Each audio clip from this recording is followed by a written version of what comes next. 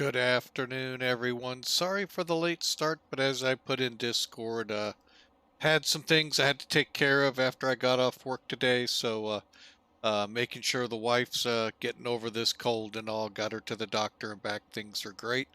Thanks for prayers that were given. We sure appreciate them. We are sitting in Dayton, Ohio, birthplace of flight. And it truly is, folks. This is where Orville and Wilbur were born.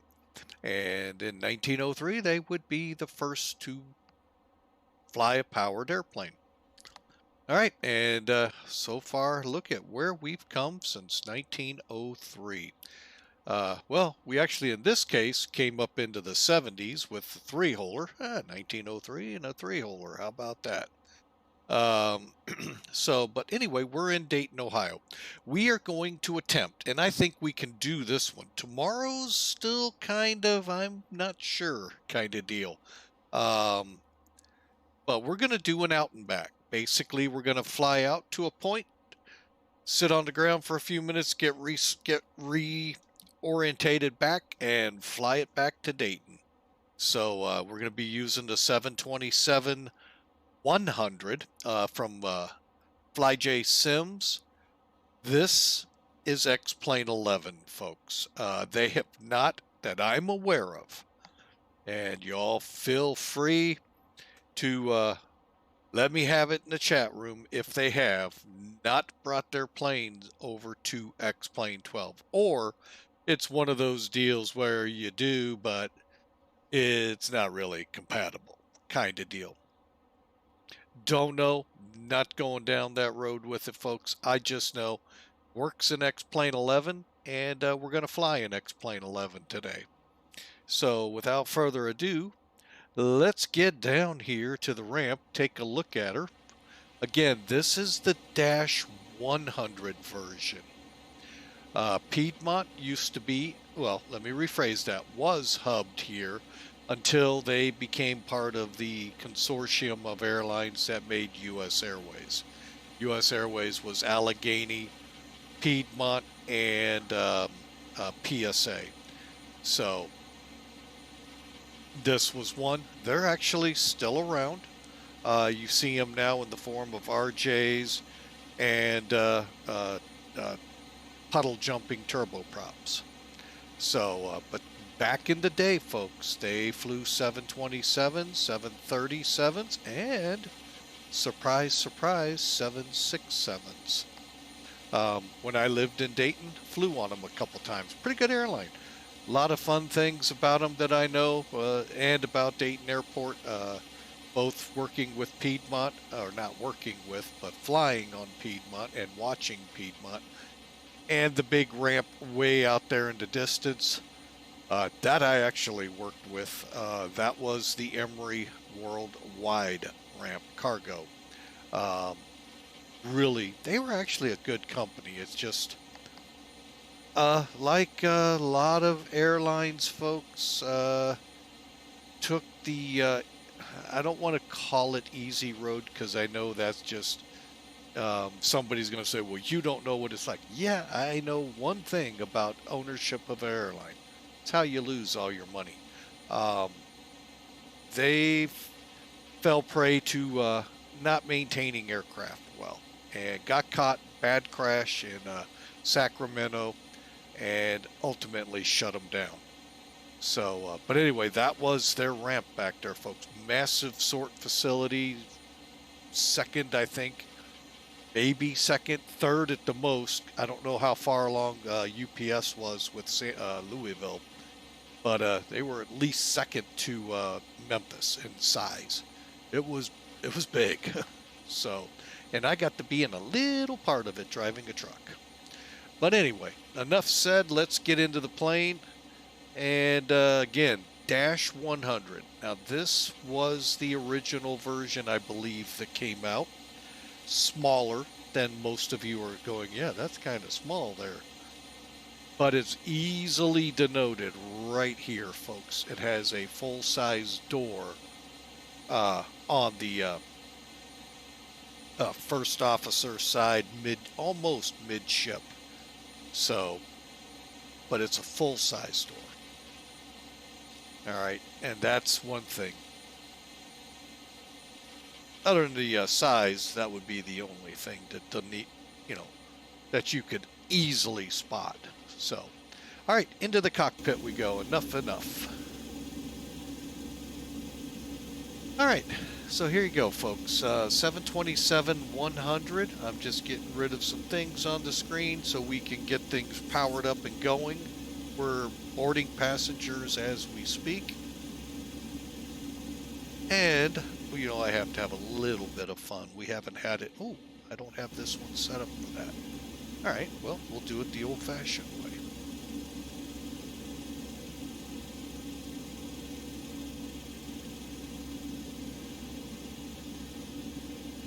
Kind of step back here, folks, let you get an idea of what we're working with here. Actually, I need to come down. All right. A little further back than I normally go, but this gives you a really good feel. This is first generation airlining, jet lining, I should say, because we had first generation airliners in the DC-3, DC-4, DC-6. One of my favorites, the Connie, be it the LO-49 to the L-1049 Supercons. Oh, those folks, that was a beautiful plane. But anyway, we got the pilot. Oh, I'm sorry, captain. I remiss my kingsmanship. Sorry, I didn't put that right. Captain, and then the first officer is over here. Now these are what I refer to as the pretty boys. They did work. Don't get me wrong. When the INSs came in, oh yeah, that was a chore to work with those. But the guy that made them look so good because the landings were so awesome is the guy behind him. Don't mind that guy behind the curtain kind of deal. The flight engineer, he managed all the systems, checked the engines, the whole 9 yards, made sure your flight back there was as comfortable as possible. So when you got off the plane, you could say, "Captain, great job. Should have been first flight engineer, great job." Sorry, captains, hate to break it to you, but that's where the glory goes, besides God. All right, so here we go, folks. Let's get this girl up and running. First thing, let's pre-flight this bird real quick, flight plan-wise. And what I use is Sim Toolkit for this, folks. If you don't have it, phenomenal tool to have in your flight sim. Not only is it great for streamers like myself, but folks, even normal pilots can benefit from them. Especially when you're trying to figure out, why are my landings so bad? This will give you the numerical reason why, you hit at this number, but your pitch was here, your bank was here, you were off the center line this way, forward of the landing zone this way. Things like that really can help you figure, okay, so I need to slow it down a little, get her under control more, further back so I'm fully under control, getting her down. Things like that you can learn from Sim Toolkit, the numbers wise. Then X-Plane, not Microsoft, X-Plane takes it a step further in allowing you to replay your flight.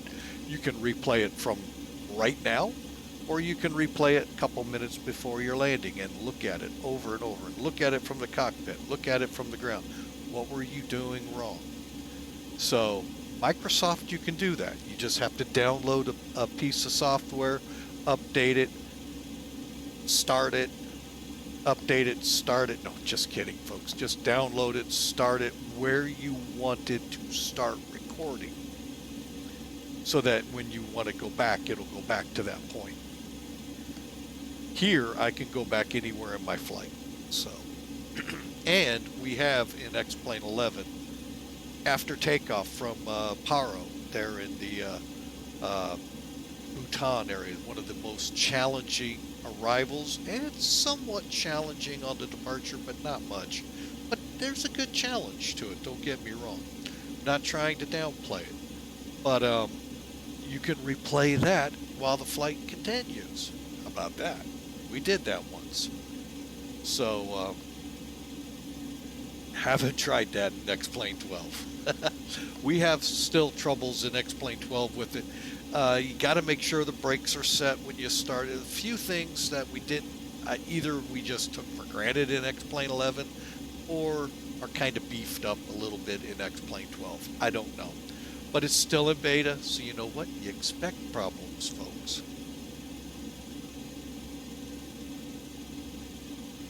All right, so let's do it. We got to explain Sim Toolkit up here. Let me just bring it over here. There we go.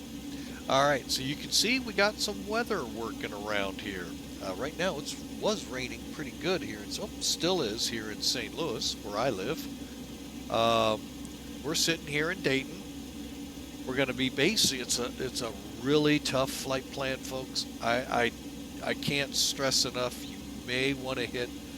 Matt Air, welcome aboard. How are you? Hope you had a great day yesterday. But you may need to do this a couple times, folks. It's a stressful flight plan over to Champaign, Illinois. Hang on a second. I mean, it's even stressful. I can't type right. Yeah, it's a tough one, folks. If you can't put that in you can actually fly this one without even putting a flight in it. Because all you're going to do is take off from Dayton, basically go direct VHP, which is Brickyard, direct CMI, which is Champaign. Like I said, wipe the sweat from your brow, folks. That's a tough flight to put in there. Alrighty, but anyway, so here you go. We got it here. You can see the rain is starting in Brickyard, otherwise known as Indianapolis. Our top of descent's not far past that. Loadout for today, only smart load today. Only 89 people want to dare flying with Mike today. 20,000 pounds of payload. You see the zero fuel weight just under 110,000 pounds. Mach 80, we'll see. I'm still questioning the 30,000 foot and 100. I think we're only going like 200 miles, folks, so I'm even questioning that. We'll see if we get up there, though.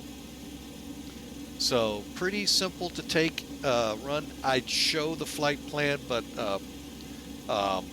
Piedmont Virtual uses a format that is just not good on the eyes when you look at it here in Sim Toolkit. Unlike their sister airline, Virtual or American Virtual, or however they say it, which uses a very, almost better than the default one format in the flight plans for SimBrief. That's where our Sim Toolkit pulls it from. We're showing runway 36, however, and I'm really curious on this one, if Columbus departure does actually reach out to Dayton, Ohio. I don't remember them doing it when I flew back then, but then I flew VFR, and I still don't remember it because I talked to Dayton approach. So, again, that's 30, 40, something like that years ago, folks. So, again, I just have a hard time, a city over nearly 100, almost 100 miles away. It just, it could be, and we're going to find out. So, but they're saying we're going to get a top of climb well ahead of Brickyard, and top of descent not far past, in between there and Champaign. So, with that, let's get rid of Sim Toolkit and let's board up the plane, shall we? Which I actually have already done. I've got our 89 peeps. Okay, we actually got 90 peeps. We got 1,200 pounds of cargo. That brought us up close to our zero fuel weight. We're about 100 pounds over. Fuel stands at 18,610. Sim Toolkit put us, and I know I didn't really stress it, 18,286. So we got a little bit more fuel to work with, which is always better to have more than not enough. All right, and then you can see our gross weight. What this fuel load could do distance-wise gives you an idea, and what our landing weight will be. And the aircraft is loaded. When you use this tool in X-Plane 11 with the FlyJSim 727, this does load the plane. Not like the Fearless Bird where you then go to another page. All right, so with that, all of that information, ooh, how did that get way down there? Let me bring that up. This is what our takeoff calculations look like. We're looking at a V1 of, and I don't like this because I can't make a wet runway. Not that it's wet here, but it probably is in Champaign. So 111, 111, that's V1 in rotate. V123 for our, I'm sorry, V2 is 123. And this was set up for runway 36. Now we're going to shuffle over to 24 right if indeed Columbus is controlling and shoot off that end. But this will still work out. It doesn't give me distances either. So, all right, so we are currently on the GPU cart and the air cart. Quick rundown, we've done all the lights. The lights are good. We've done our fire overheat check. Start levers are in cutoff. They're right below the throttles. And FMC, it took me, I think a whole minute to program with just one fix.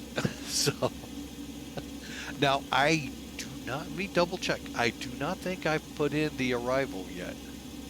Let me check. No, I have not. Mainly because I don't know if I am indeed going to go to 1-4 right, or wait a minute, 1-4 left in Champaign, or if I'm going to come in 3-2 right. I prefer 3-2 right, but we'll shoot the VOR approach if we have to come in the other way. There is no ILS on the other end. I don't know what it is about Illinois and 1-4 left runways and not putting good visibility and lighting and all on them. I don't know what it is. My airport's the same way, except at least we get an ILS, but the minimums are raised because we don't have an approach lighting system. Oh well. Powers above me take care of that, not me. So, all right, we got the passenger signs on. The window heat is on. These 4 lovely lights here. We also have the oil cooler, the pressurization set, Gasper valve on, all in the up here, mostly this side of the panel, and the auto brake will take care of here once we push back. Takeoff warning, you've heard it before. Just says, hey, you're not set up for takeoff. Nav comms and altitude are set. We have, and again, this airplane is kind of bass backwards. This is the Dayton VOR. All it's going to do, and I actually may switch this around. It's showing the DME here. Brickyard will show here. Now you're going, what? Yeah. Some strange reason, this is the DME for NAV2. That's why it says DME 2, and this one over here will say DME 1. Weird, I know. Welcome to the world of FlyJSim. And if it was that way in the real life, folks, that's really weird. But for now, we'll stay with it. To make it even weirder, Nav 1 is this one. Nav 2 is this HSI. That's just really wonk it up. You love that aviation term, folks. Wonk. really wonky, folks. All right, so we know the zero fuel weight, takeoff weight, EPRs are set. How you do that, real simple. Set takeoff bugs. We'll set your bugs here. That's these white marks here on the side, giving you your speeds. So we have our V1 right here, and rotate. V2 right here, and then we have until 200 to clean up. So that's what this mark is for. I'm going to go ahead and move. You know what? I might as well just leave it where it was until we get airborne. Then I'll set it up around 240 for our climb through. And then our EPR bugs, you find them here, and they're set with these white tick marks here. All right, and runway.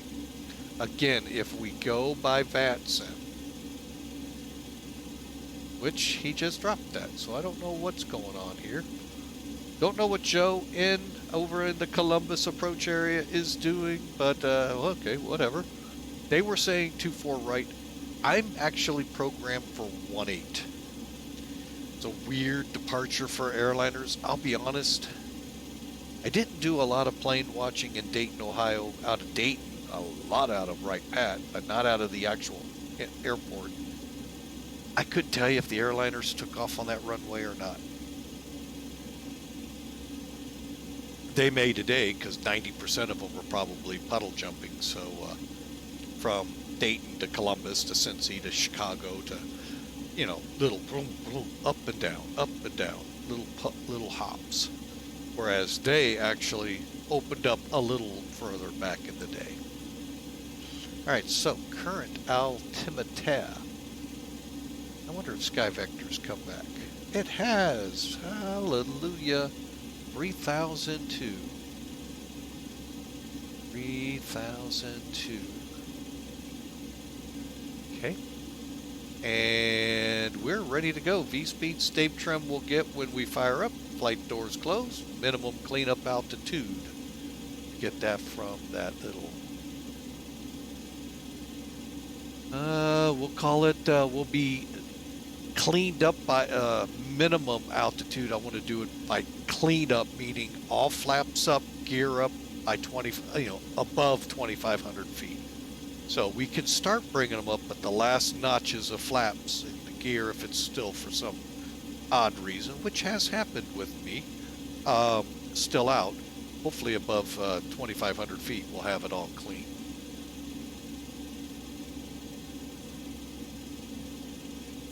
All right, so we are ready, folks. Let's go online and see what happens.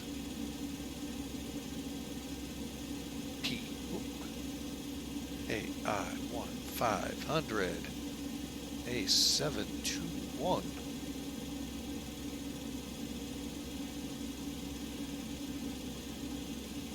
All right, and 721.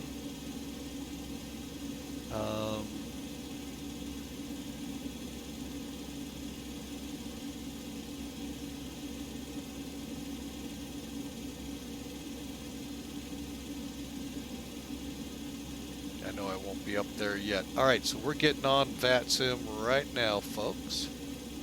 It'll take us a few minutes to start showing. But again, it's a very short hop. It's about a 200-mile run to Champaign, 200 miles back. Hopefully that'll wrap us up for the day. All right, now I'm just seeing if we're going to get anything out of him. I don't think I need to contact him because it does not show him overarched over us. But he can let me know. All right, so we are ready to go, folks. One last step in my quiver to do. Let's get logged in as on the ACARS program.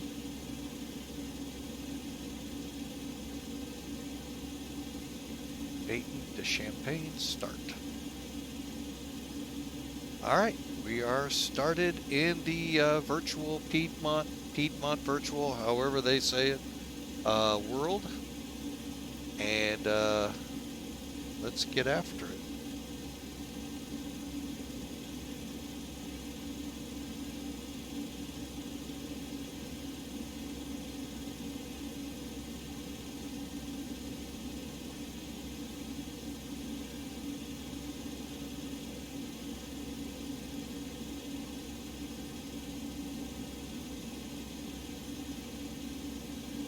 Alright, just doing a quick check here before we power up to power back to power on our way to Champaign. Just getting my chat room popped out here.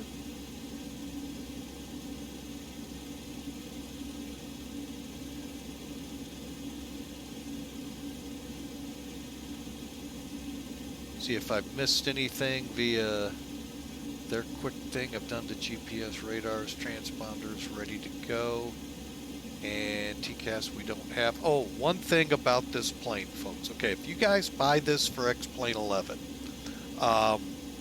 you may get plagued like we did in the beginning when I first bought it with crash to desktops in approach, in departure, on the ground, in the air. If that happens, go into each folder for the downloads you'll get from FlyJSim. You'll have a 727-100, 727-200 Advanced, and a 727-200 Freighter. All three of those folders go in. Look for an XTCAS folder. Get rid of it. Don't, when you update with, I'm going to say, I think it's Skunkcraft. Don't hold me to it, but I think that's who you update it with. Go back and see if those folders were put in.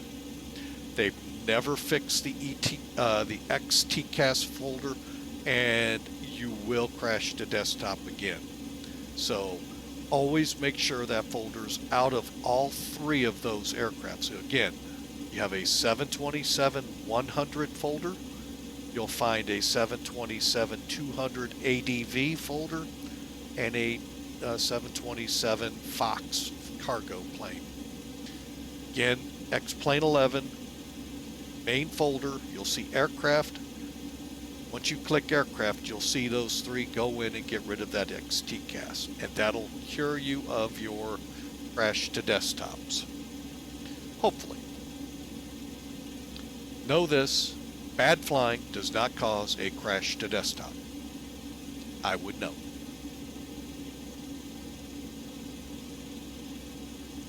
Alright, stabilizer trims were set, and gear pins are there. We're ready to start her up. Let's, alright, now, I'm going to go outside the plane here again. And the air stair in the back. Alright, to get that to raise is simply Shift F1. Lower it, same key. Alright.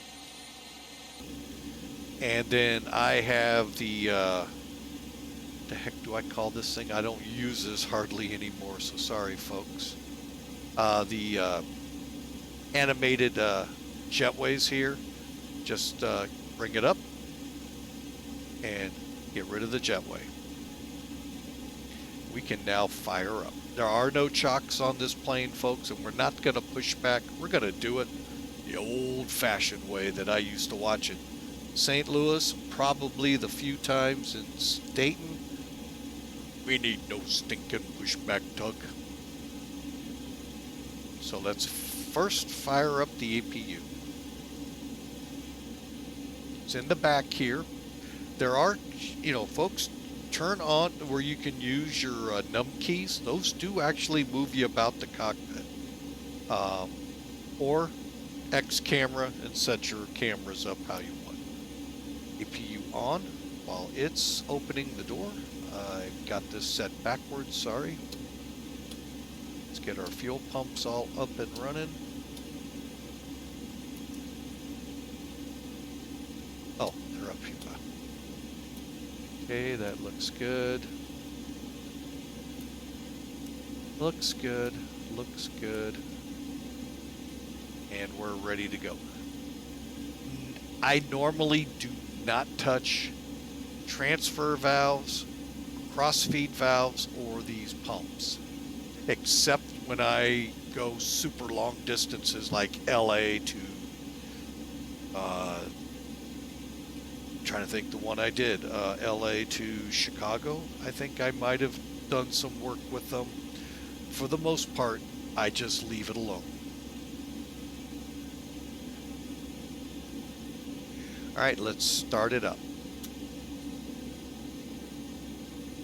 And basically, of course, on, and then you just hold it with the up arrow there for count of 3, and she'll slowly work her way up like it did in the real world. By the way, folks, trivia question, if you ever get into one of those contests, the 727 was the first jetliner with an APU. Once perfected, they put it on the 707s. And basically the reason they wanted them, less equipment on the ground at the aircraft. Now, if you look at a lot of airports, a lot of that equipment's actually up on the jetway that they hook on, so they can free up more space on their ramps for other things like cargo, baggage, and stuff like that.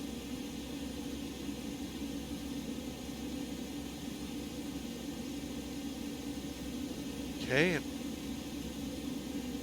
all right, let's go ahead and trip that over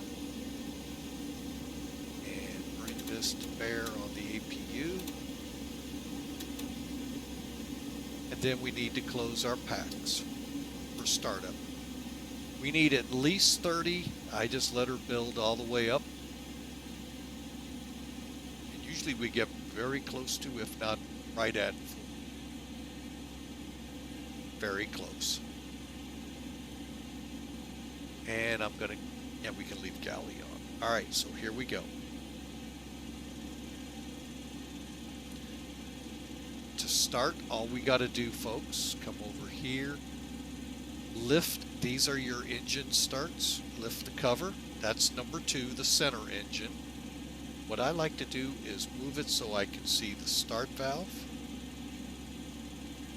valve light, and then I'll move it down. So starting 2.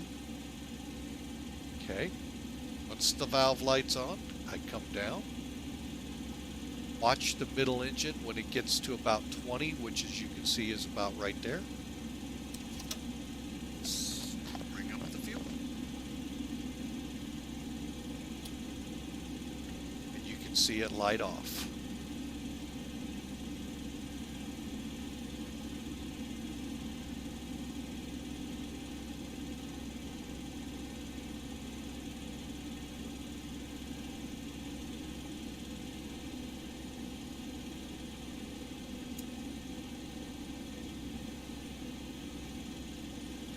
Okay, let me just get in position again. Okay, that was a good start on that. We'll go to number 1. Lights on for start valve right here. Then I come down, waiting to see it get to 20, which it just did. Fuel on.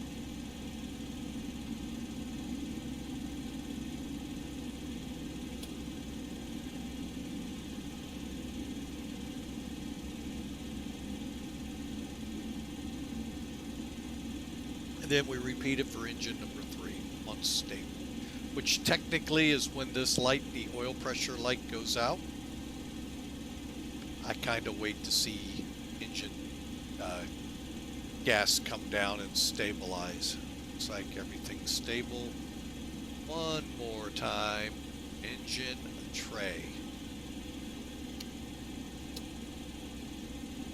Valve light on.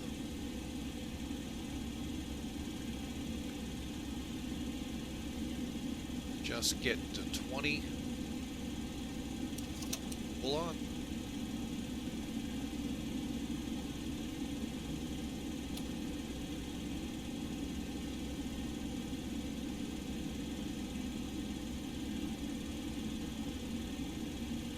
Again, just waiting on a stabilized engine, which technically the oil pressure's up. Engine gas temperature coming down. N2, N1 looks stable to me, as well as EPR and fuel flow. That's a good start, folks. All right, let's come over here. Now that we know we have a good start, let's get those engines on the electric bus. Okay, we're already off the external power because of being on the APU. But now we're off the APU completely.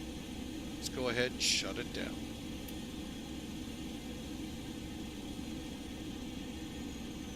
Likewise,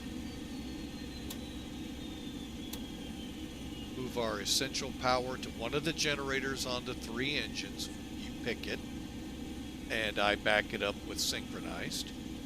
Come over to here, the one with the gears, click, and remove ground and air. And then nicely charge the packs back up.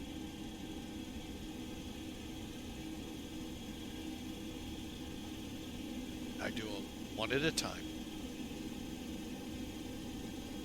I'll let this needle stabilize and hit it for the second one. Fans are on, cargo heat's on.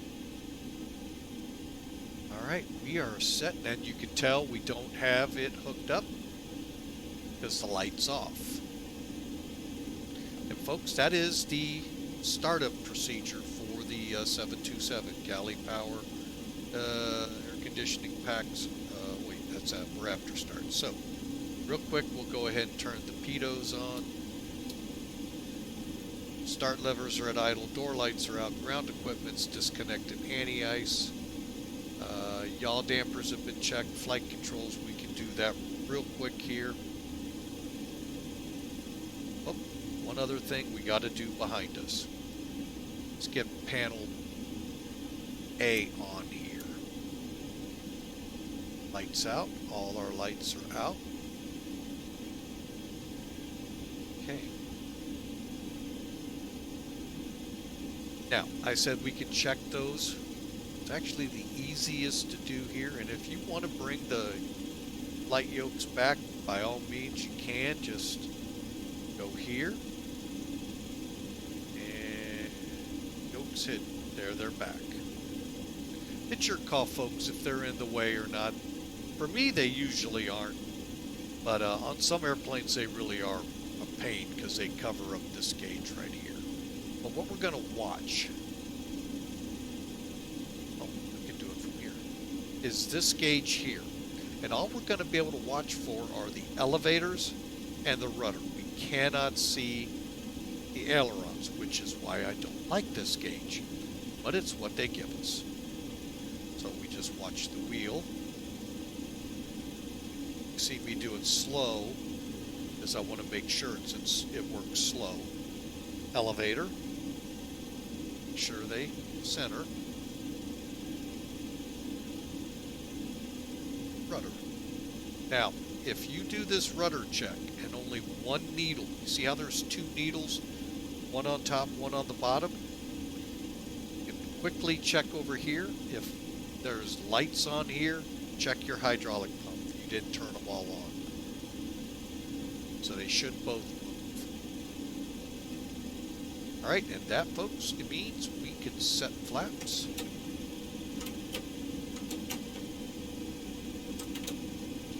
Flaps 20, and power back time. I do miss the fearless flaps 20, you know, telling you of the co-pilot over there. I wish that was a feature here. All right, and all we're going to do, folks,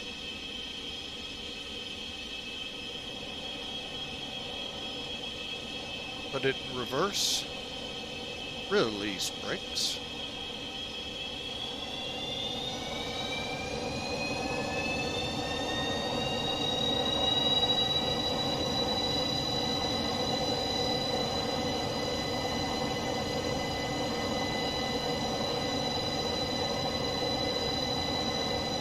And we'll start turning out.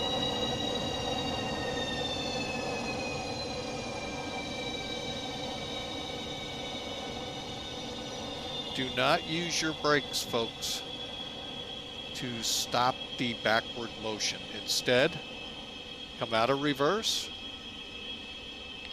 throttle up. And we're ready to taxi, so we're going to go ahead.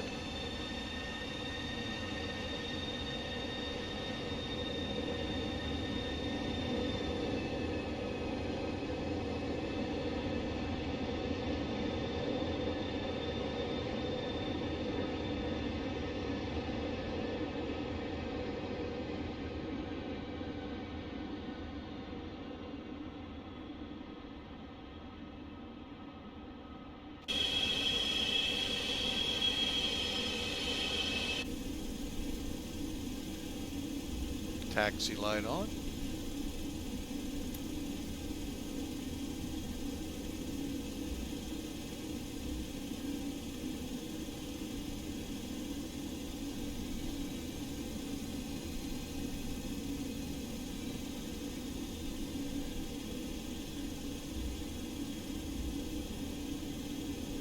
Looks like we have a light aircraft landing here in Dayton. All right, so galley power's on, hydraulics, fuel. We'll get the auto pack here in a minute. These are the before taxi and takeoff checks.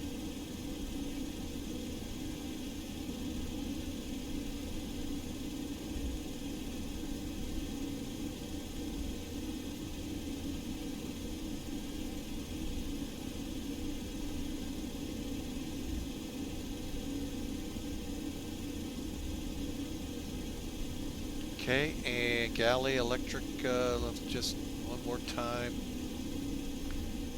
Go ahead and get you over.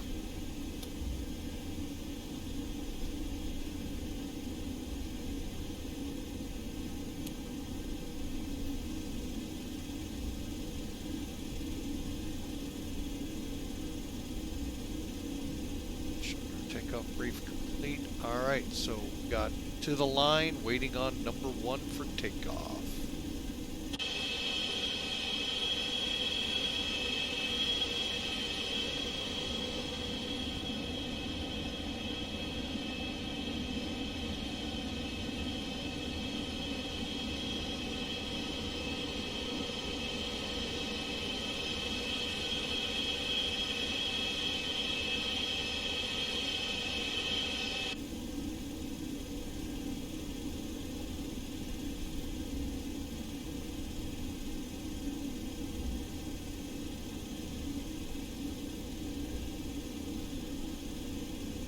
Okay, I'm going to go ahead and set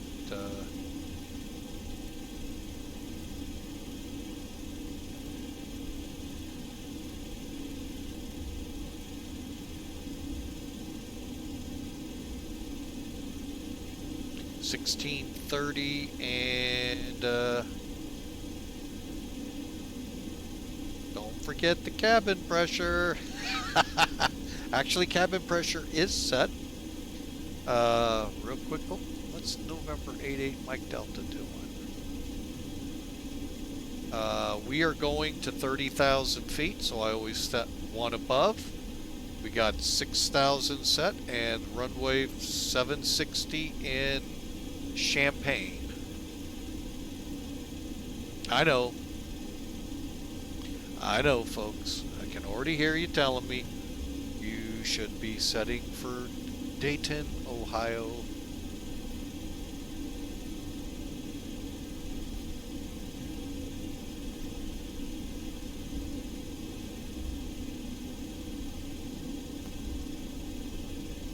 All right, let me get to the end of the runway here, and we'll do our final checks. Thank you there, Manny. Appreciate it. Appreciate it. Oil duals, coil, armed. All right, we are number 1 now for takeoff.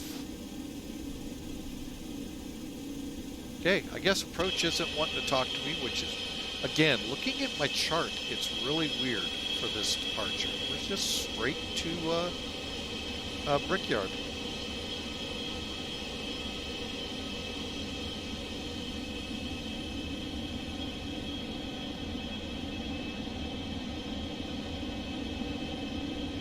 what's that? 18,000 feet.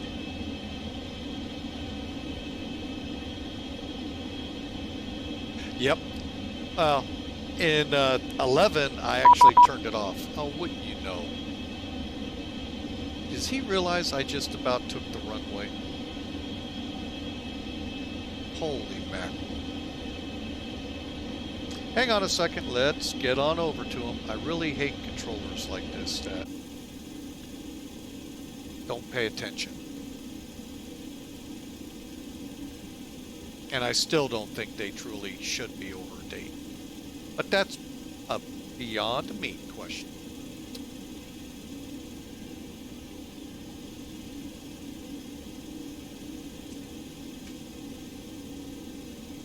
Hang on a second, getting a pen, folks, because I know I'm going to need it.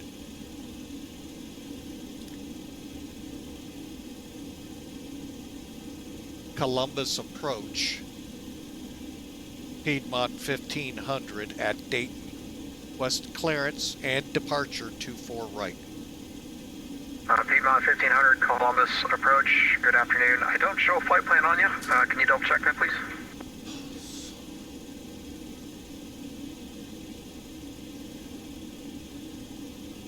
Double checking, stand by.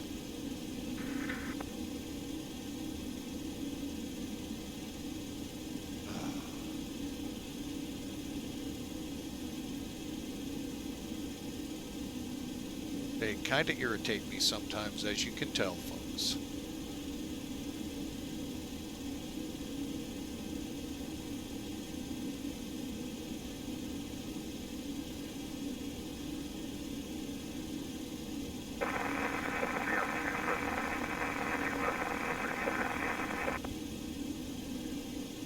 November 3 Alpha Tango, fly runway heading runway 28 left, clear for takeoff, winds calm.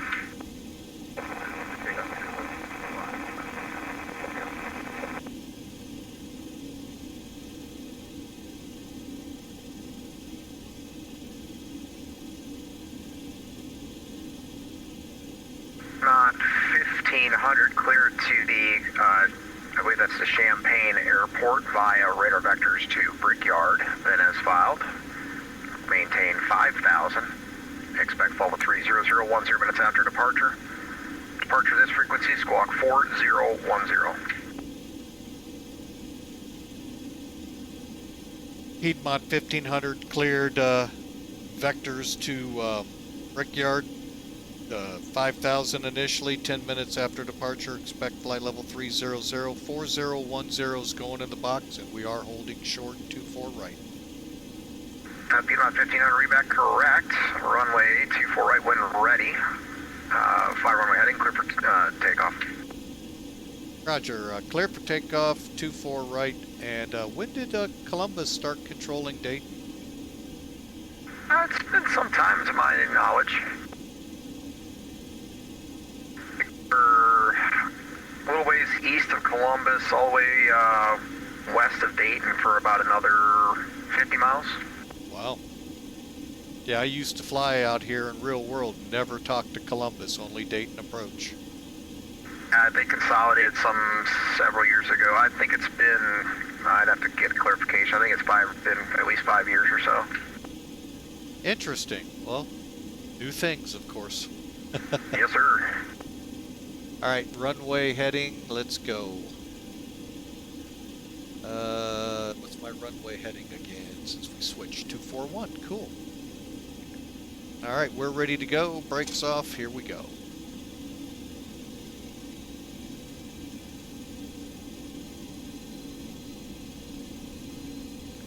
All right, strobers.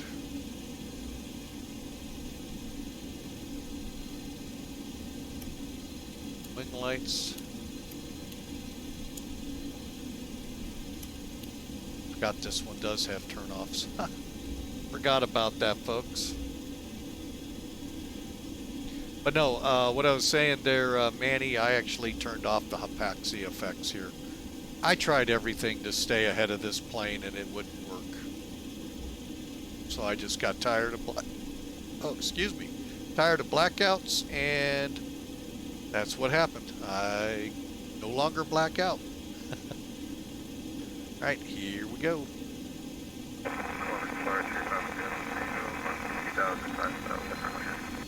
Air 513 Alpha Tango, radar contact, climb and maintain 10,000, when able, proceed direct palm sit on course. The 10,000 palm sit for Jeff Tango.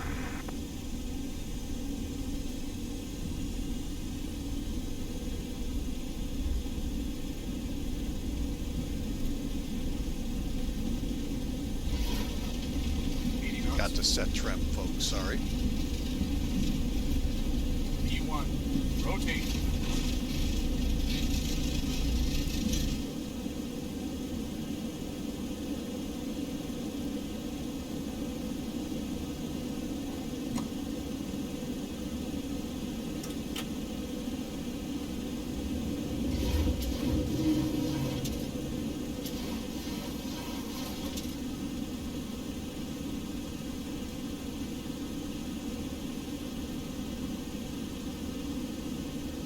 Mod 1500, say altitude.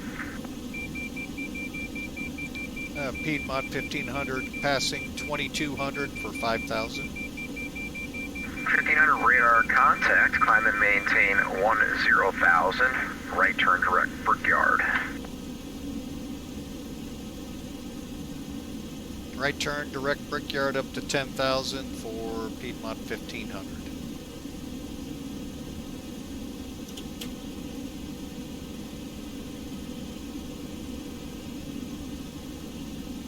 And we'll tune it in here in a second, folks. Actually, worst case scenario, we might throw on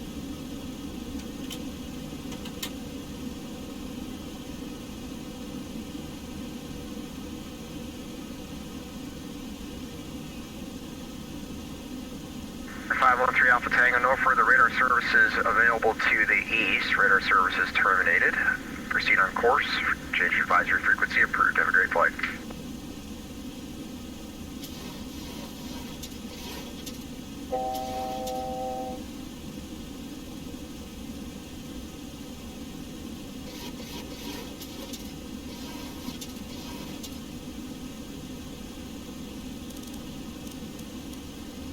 I don't know if that was for me or not. Air 513 Alpha Tango, copy.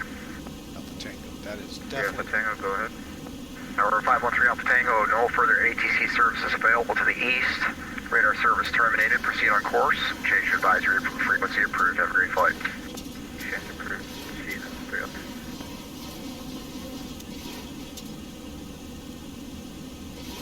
Not 1500, no further available ATC services to the west. Proceed on course. Radar services terminated. Change advisory frequency approved. Have a great day. All right, Piedmont 1500 over to Unicom. Thanks for the ATC. Have a great day.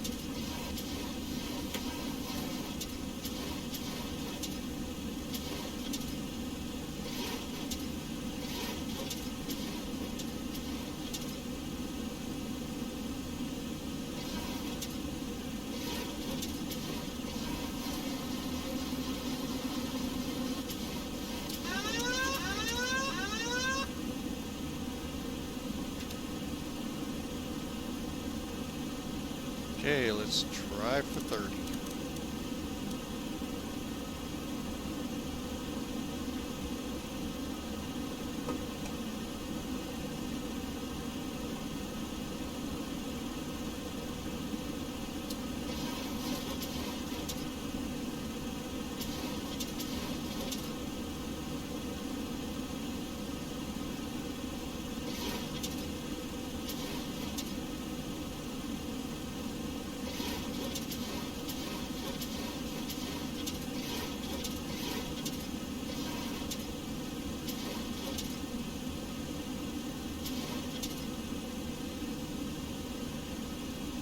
Alright, let's get this thing under control here.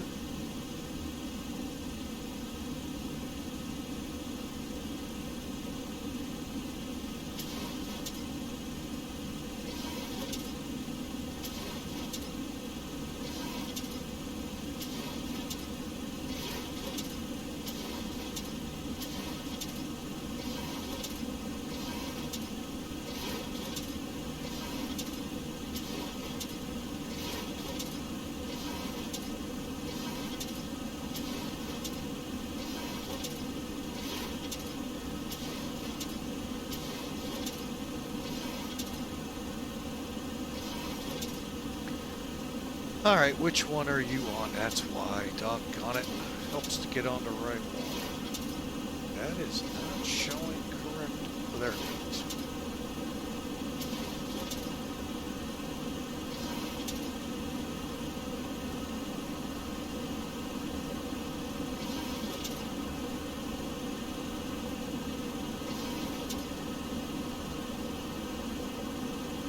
I had a feeling it just was taking forever to catch up with me.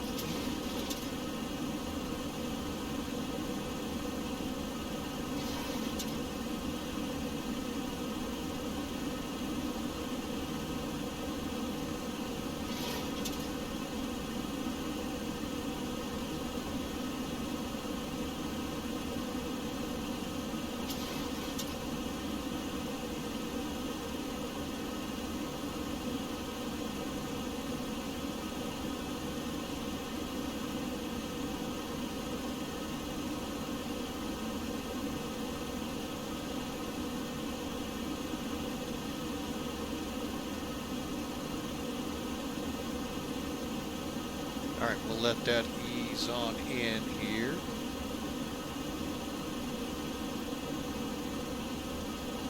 And I'm trying to get a good course to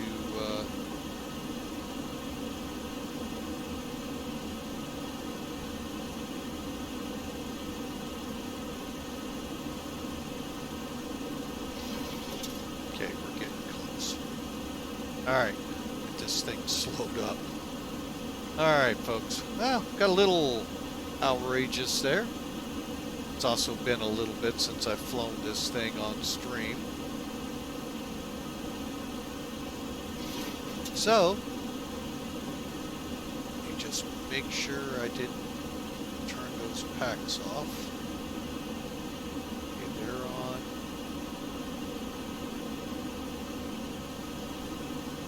And for the arrival, get those on.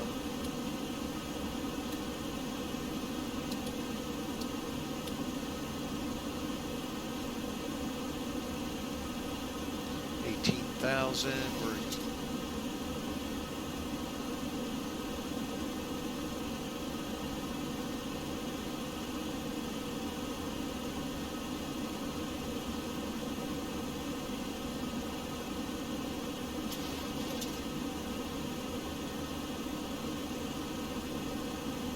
Yeah, we got a nice clear pocket here, it looks like.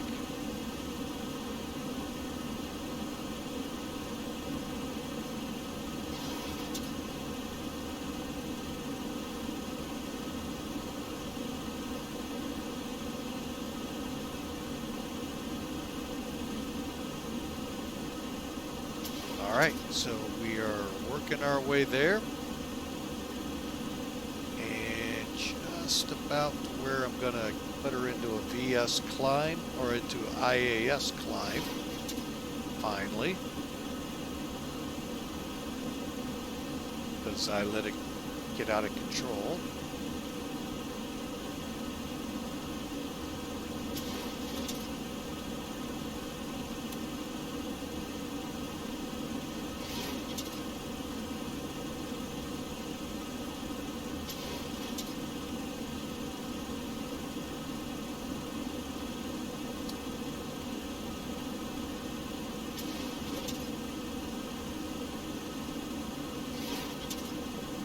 All right, we are finally, folks. We can switch into VOR.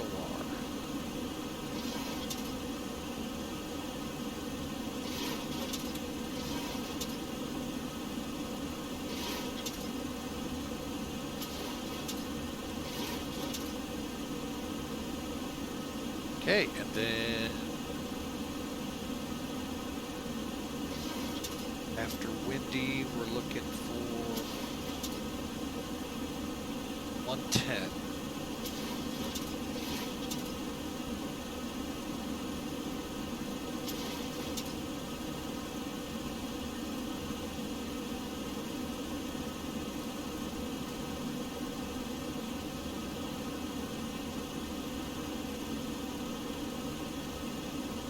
And that'll be the only VORs we tune in, folks. because the VOR approach is going to be on 110.10. We're going to look at that here real quick. I'm going to go ahead and put it in the FMC just as a precautionary move. But right now we're climbing out. We're through 24,000 feet for 30,000. We're almost there, 6,000, and the altitude selected. Because we had dropped off the autopilot, I forgot to reset, so it's back up. Champaign is getting some pretty heavy rain. Speaking of which, we're at 900. That could be trouble. Hang on a second. Nope, 365, so we're good. So this is going to be a fun VOR approach. Been a long time since I've shot him, folks, so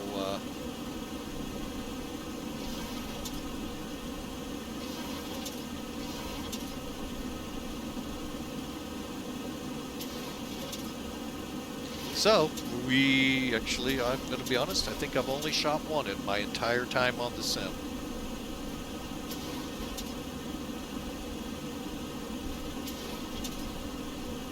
So, ought to be fun, folks.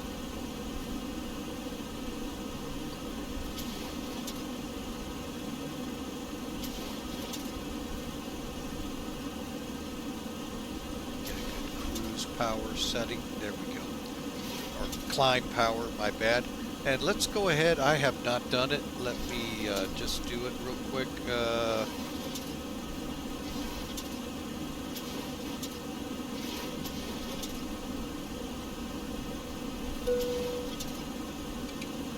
Alright, everything's on. Flaps are up. Auto pack should be cut out. Light. Fuel, aircraft pressurization set.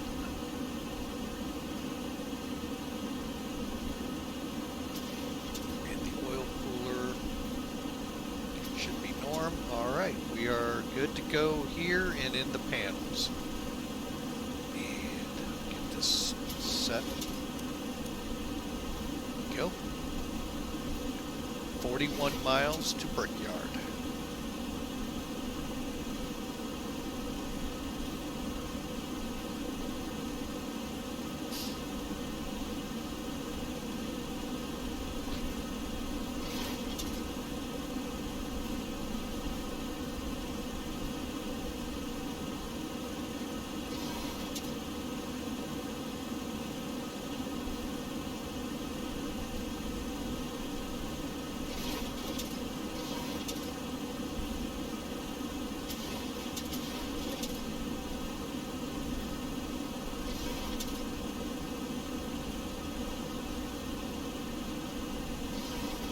Trying to figure out why we are not tracking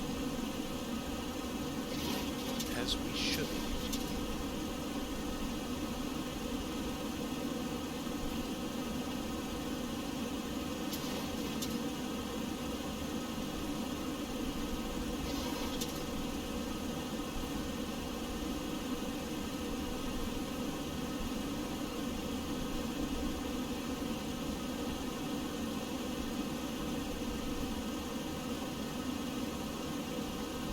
Okay, we're getting on. Okay, good.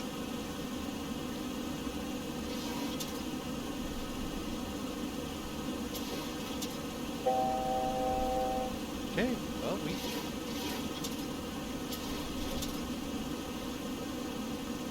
top of climb occurred just about where we thought. We'll verify we level off and hold it at Mach 8.0. What I'll do, folks, once we level off, I'll move the bug up. Now, it's not going to hold the speed, but it gives me a visual cue where to keep the needle.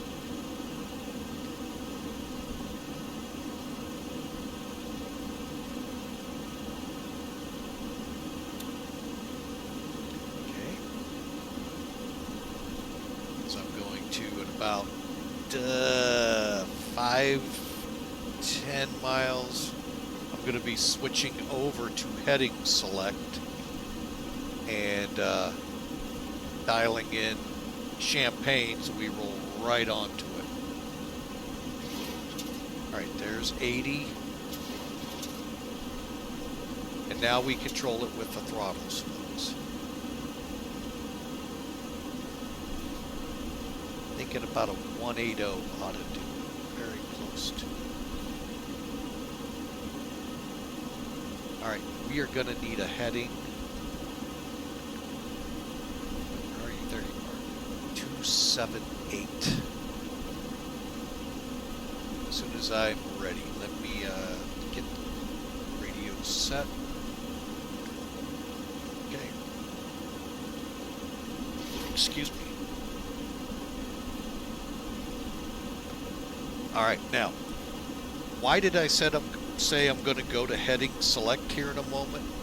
That is because we're now within 20 miles. The actual accuracy of the VOR, well, it's still just as accurate as it was 100 miles back. Problem is, we're almost directly over it. Remember, we're 30,000 feet. We're going to ballpark it 6 miles up. So once we hit 10 miles, folks, you're right over it. So now would be a good time to put it in heading select, which is just right here. Be a slight course correction. And then I'm going to flip the nav to 278. Hopefully we're picking it up. If not, we're going to come off on a 278.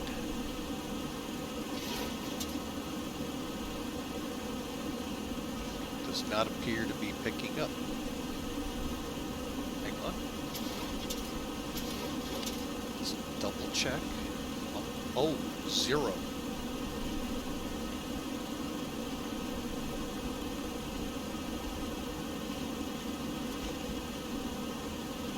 Still doesn't appear to be picking up. Alright, so we're going to have to use Brickyard.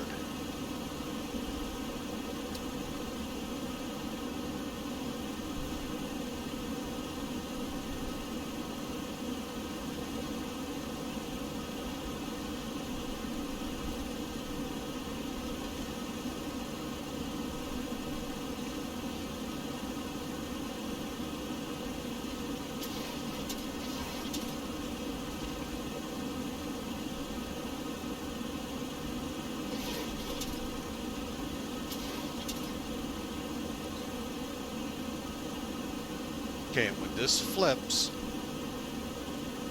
looks like we're pretty well tracking this already, folks.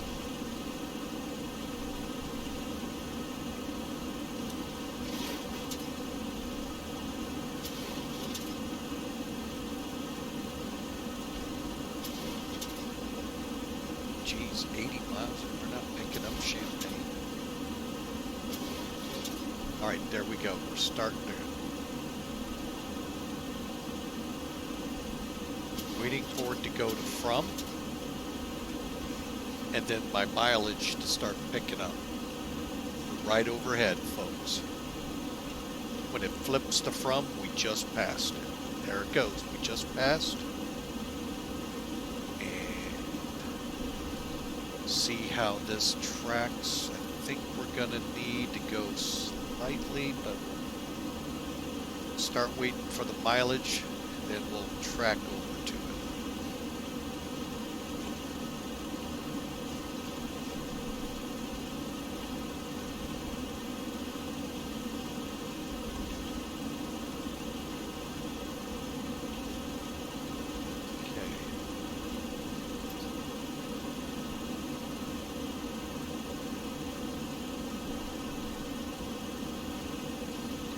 Want to get too far off course,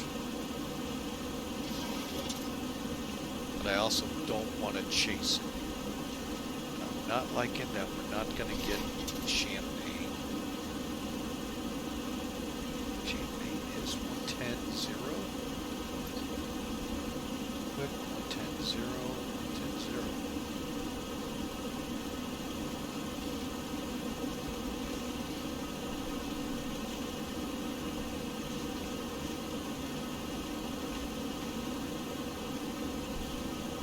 right, I think we have it now.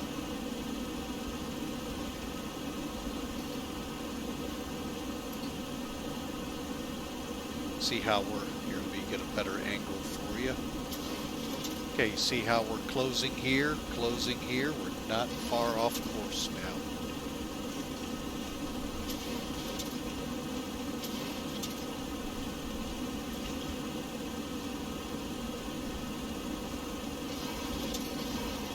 I'm actually going to go ahead, flip over.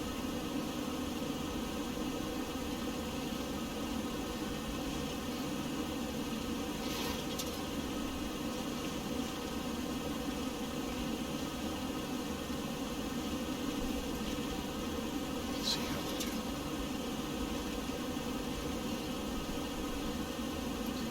And we are very close to top of descent right now, folks. I am actually going to dial it in. We are going all the way down to 3,000.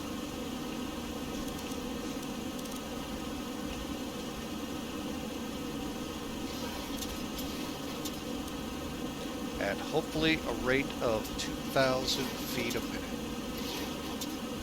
Okay.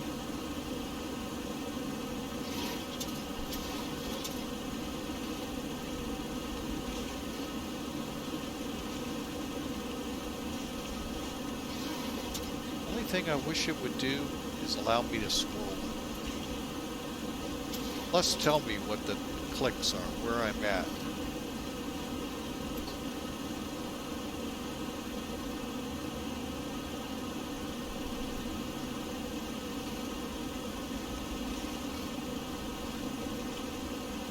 Right about there. All right, we are beginning our descent, and I'm going to go ahead and pull the power back.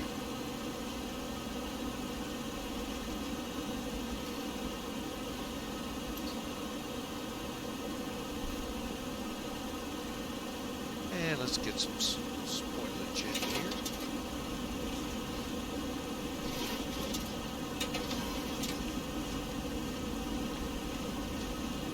And you can see, folks, on these short hops, it's boom, boom. I mean, pretty much you're up, you're down. Barely had enough time to put the gear and the flaps up before the gear and the flaps are going to come out again.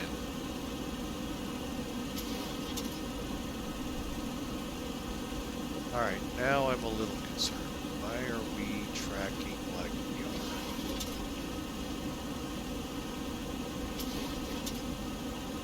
I'm flipping back.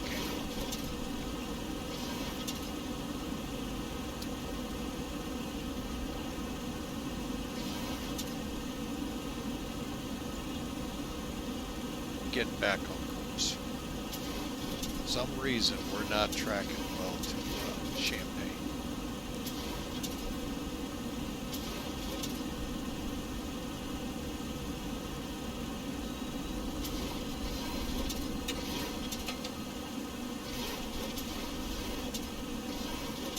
Okay.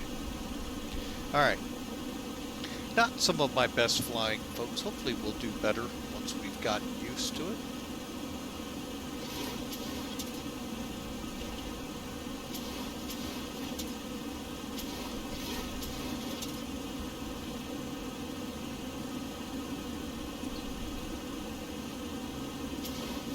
Okay, we're 090, yeah, 14, 16, 4 miles, rain, broken 700, overcast 75, and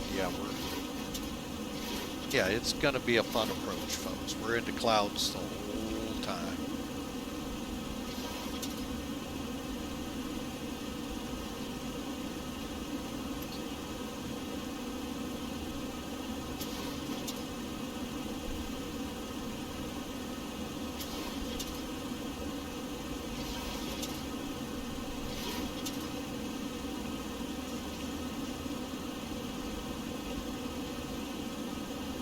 Not get why we can't, unless, is that VOR not on the airfield?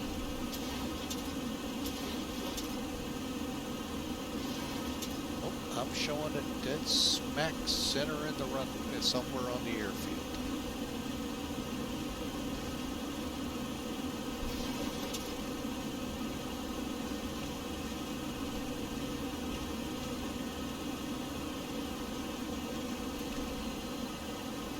Okay. Sorry, folks. That's the end of your freedom. Okay, we're all set up here.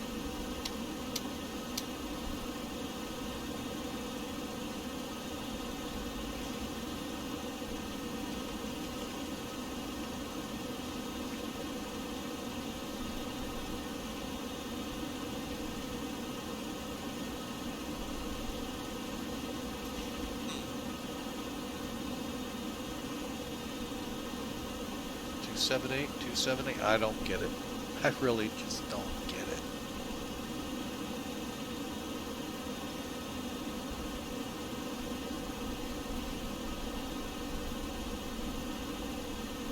Because at some point here we're gonna lose.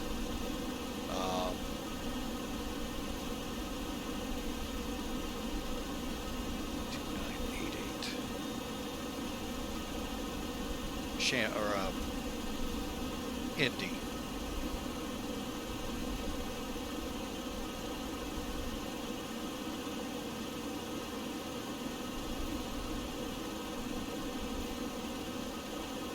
Okay, I'm showing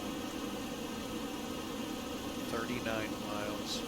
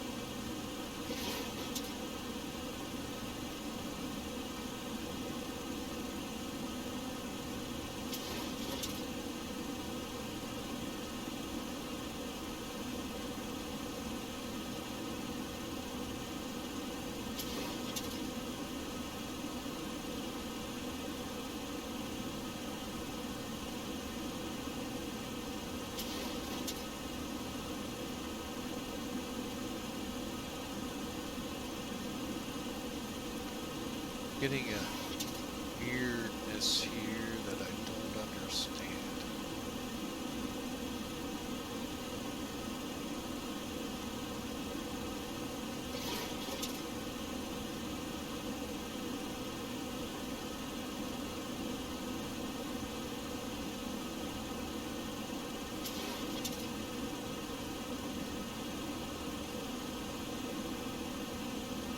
Alright, well, we're going to be coming in, like I said, on the VOR approach.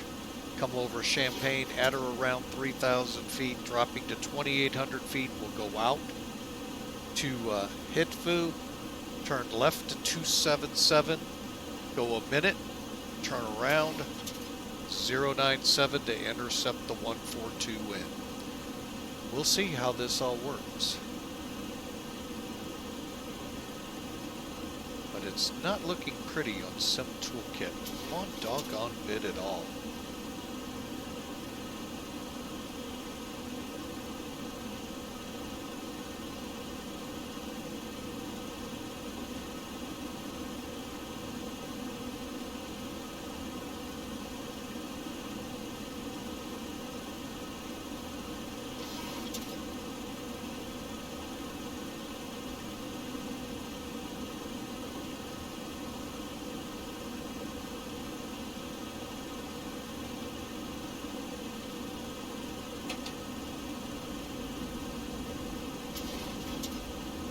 Okay, coming up on 10,000. Lights on. Not great, never turned them off, so that'll be a few points off in Piedmont.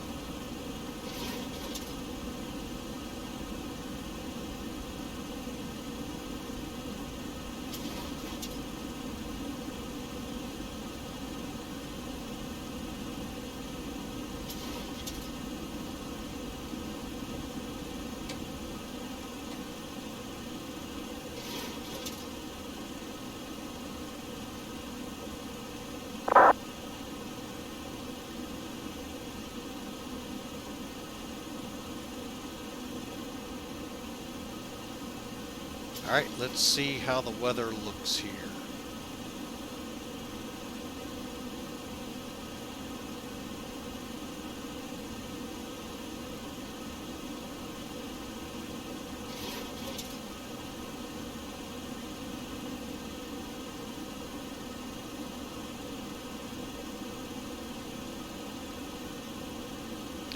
Oh, I see where the line's going. Okay.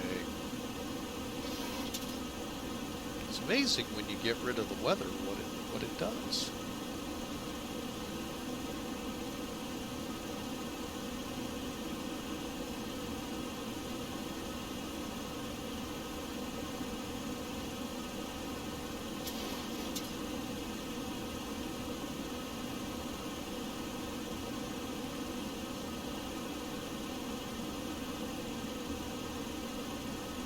Okay.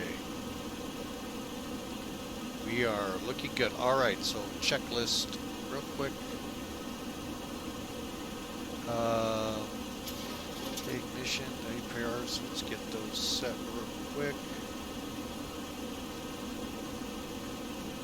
I would hit the right buttons. All right, we're looking at a 119. All right. We're overspeeding again below 10,000.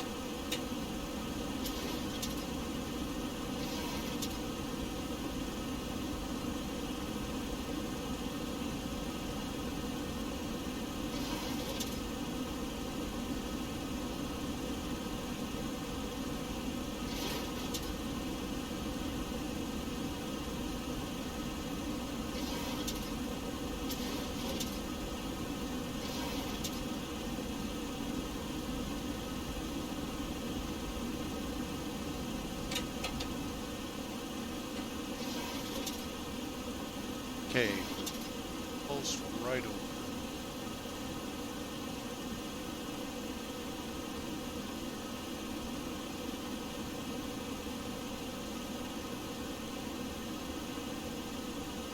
Okay, our heading should be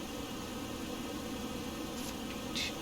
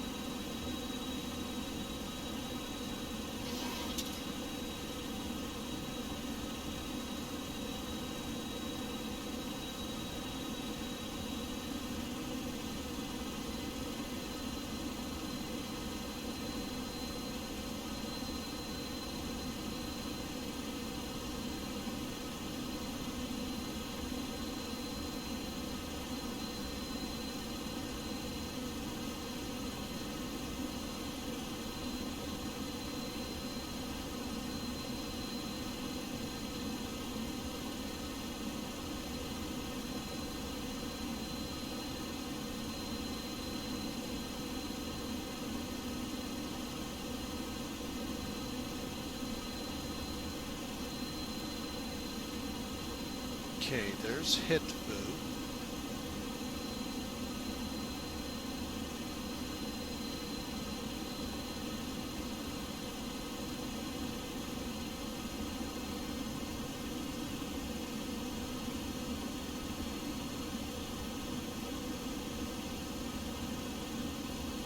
Okay, 277.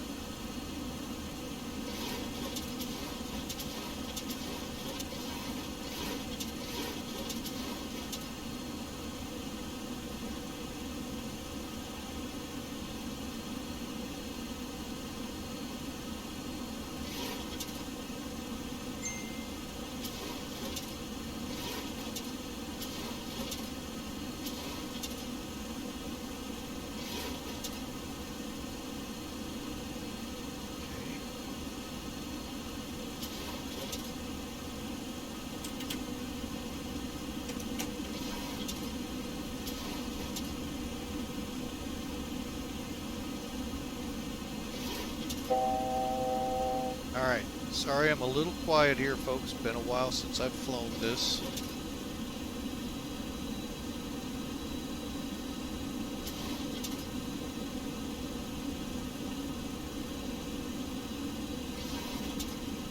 Seconds.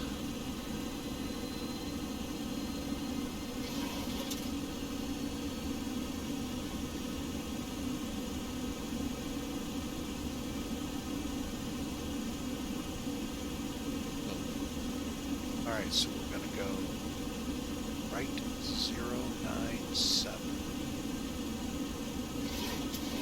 Basically, the reciprocal.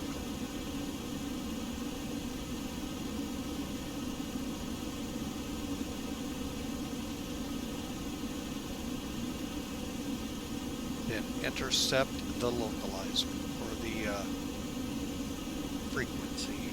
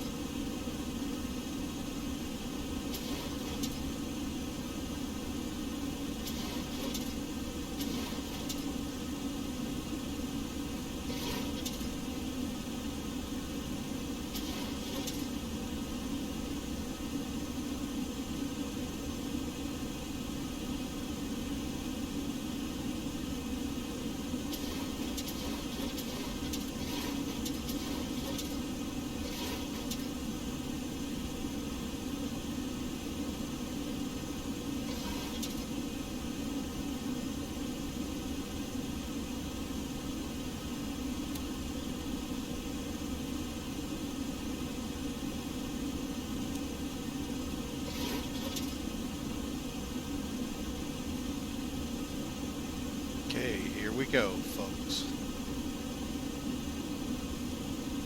See if it's gonna grab it. Looks like it is. All right.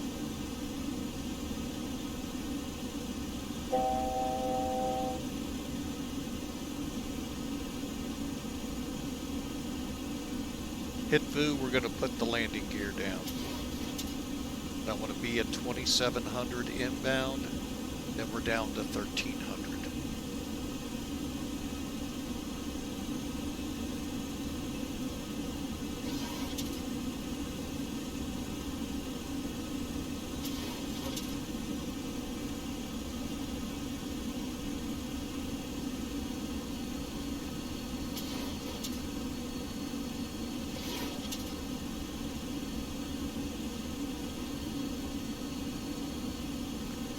Looks like we're tracking in. We'll see. Can't see a thing.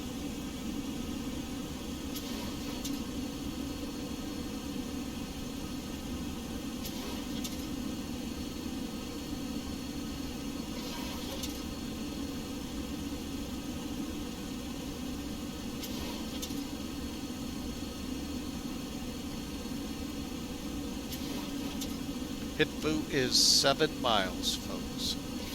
1,000. Right on this gauge right here. Ooh, nice. I hope it stays like that, because I sure still don't see the runway.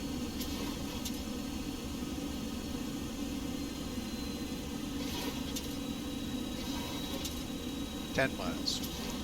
Champaign traffic, Piedmont 1500. 10-mile final VOR for 14 left.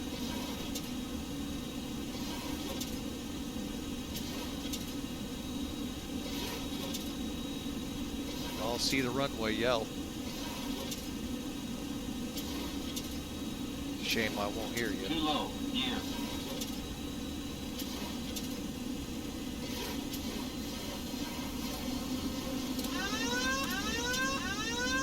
Hang it, hit altitude select again.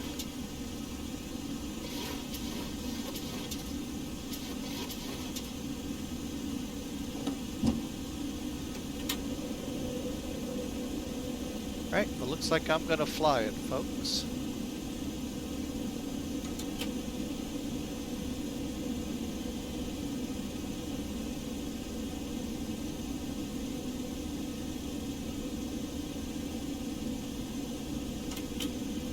Laps are at 30.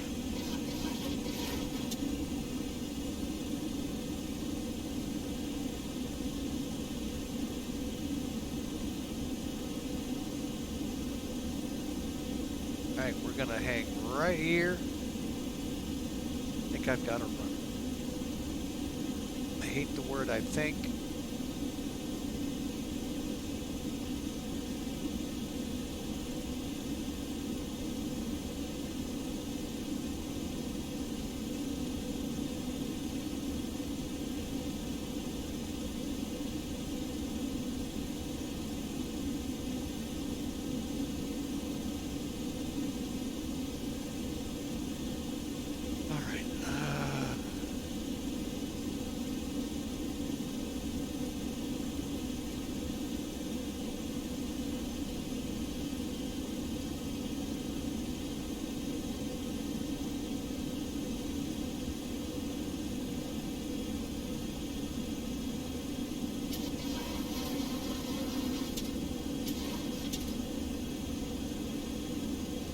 Okay, 5 miles.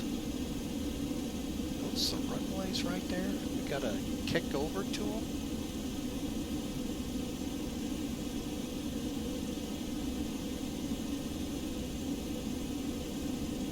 Sure looks like it. Yeah, you know what? Par for the course today on this flight.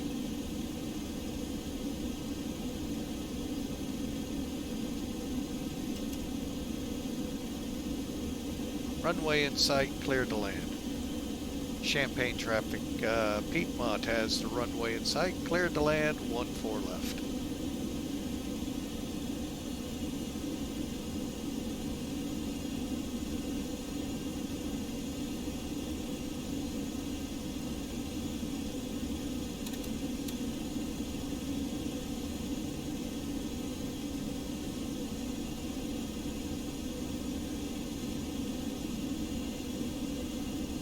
I flew this actually into this airport once out of basic training in the mid 80s, actually early 80s.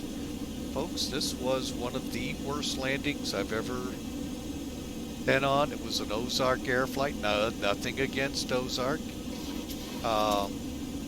It was just cornfield, cornfield, cornfield, concrete, bang! We were on the ground.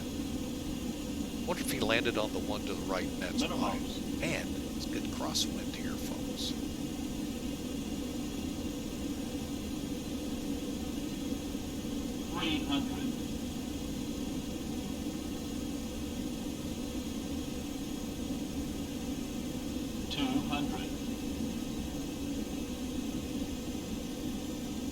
Okay, we're stable, but boy, I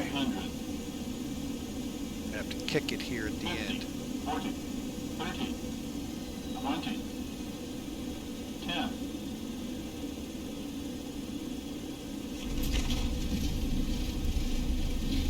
Reverse thrust.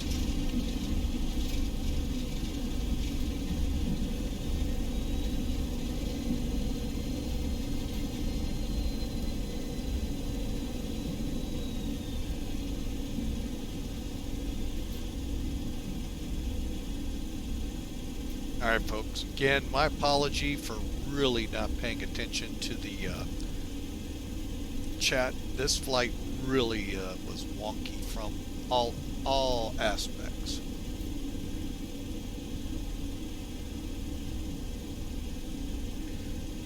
Well, welcome in.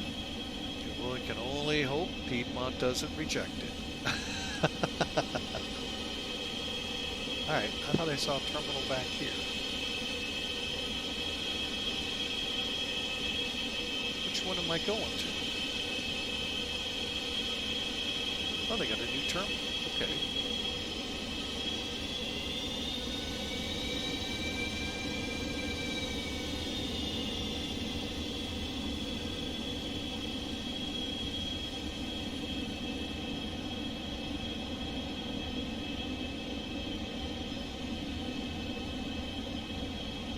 Alright, folks, and again, I'm going to get quiet here for a second as soon as we clear up.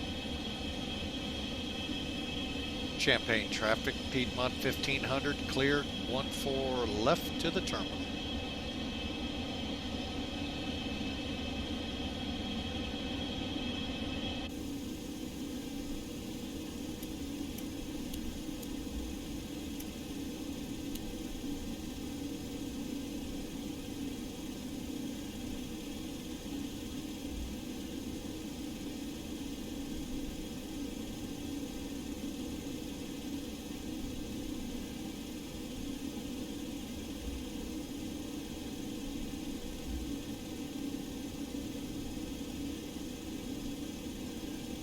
All right, and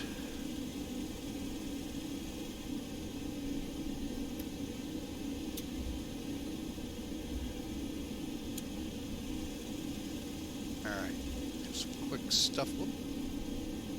Over here, light, galley power off, and get back on here because we got to find a gate.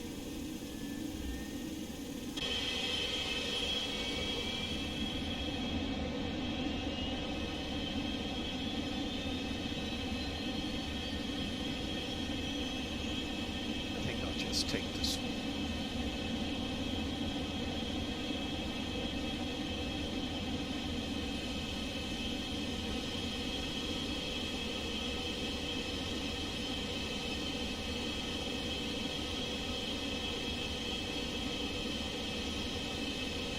You gotta love rampies.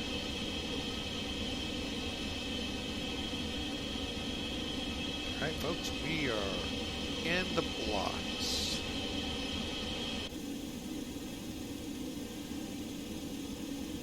Flaps up, spoilers down, all lights off. Alright, give me a second here to catch up. Okay. Brakes, levers. Probe heat. Let's get these heats all off.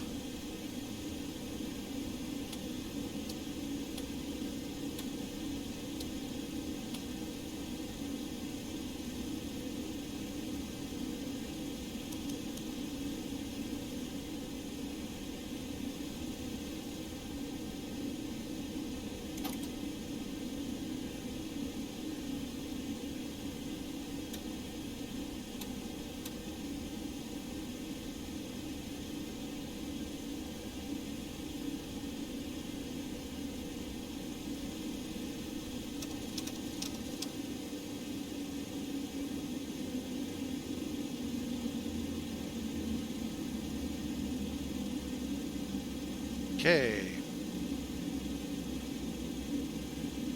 And I am going to file this.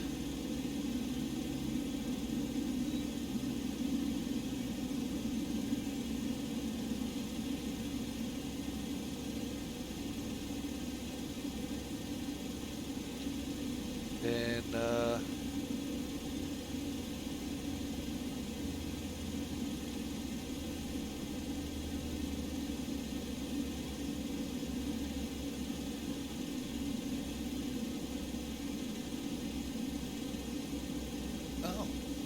as bad as I thought, folks. Let's see. 10 retracted before landing. Good landing. The flight length less than an hour. Yeah, we knew that. Prep time 25 minutes. 25 points and starting points 100. Hey, we got not bad. I'll take it.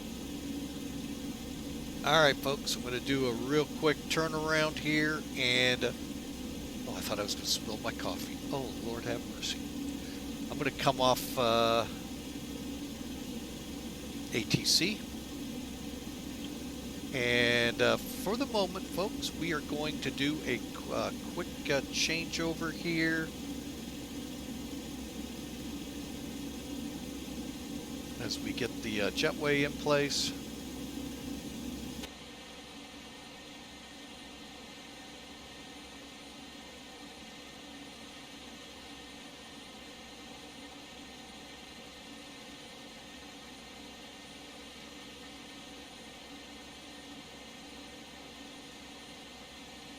See what's coming in from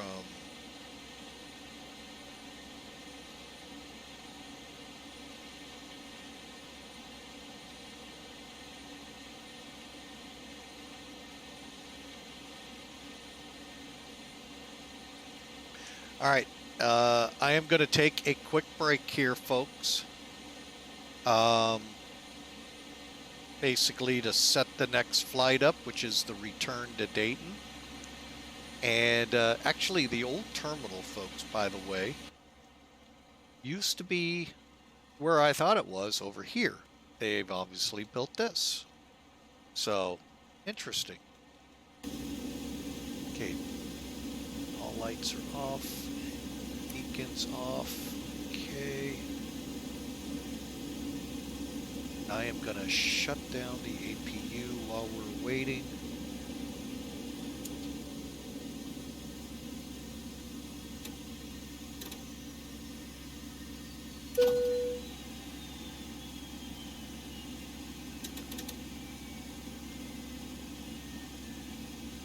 Okay, and get the A's off here.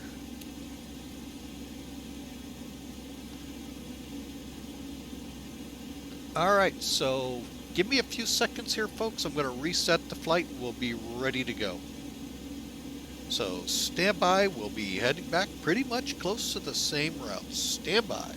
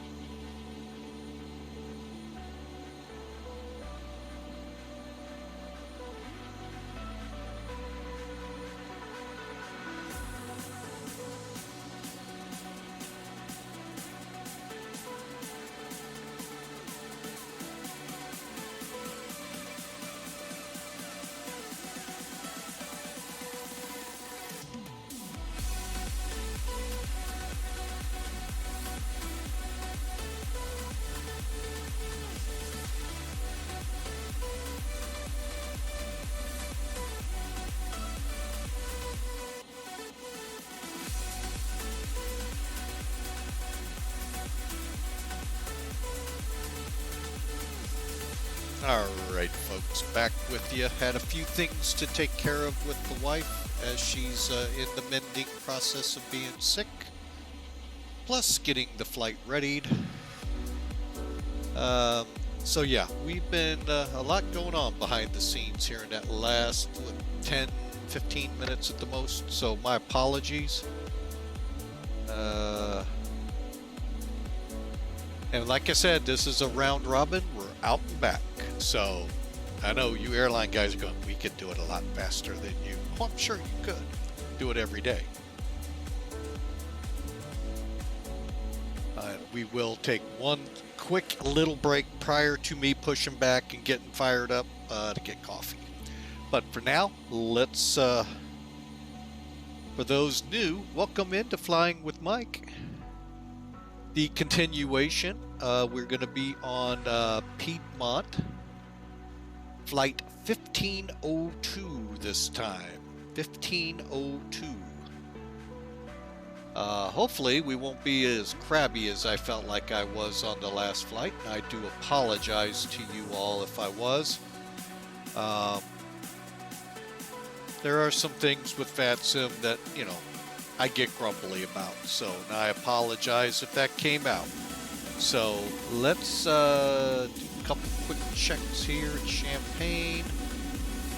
Okay, we're 700 and visibility is 4. We're good. 090 and 14.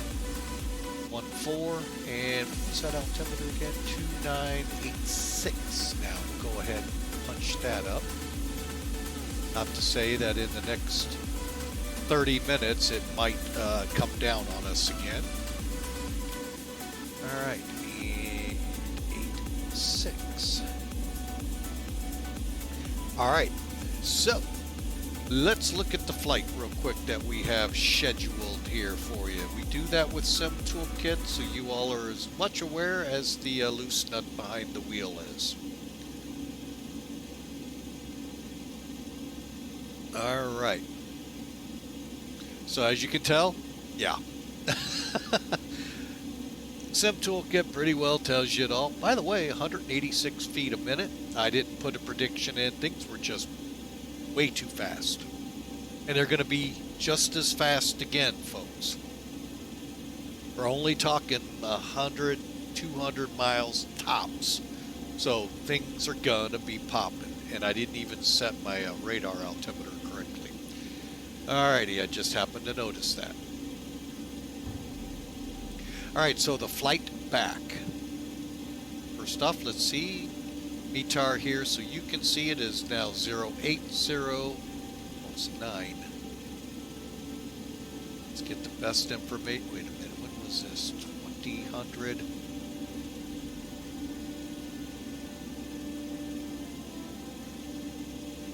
I am going to keep it at 86. I think this is a little old. We are now 2051.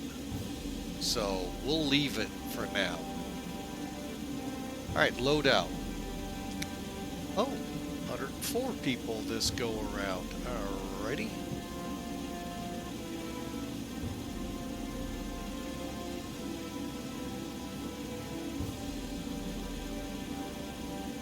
I like doing it randomly because you never, you know.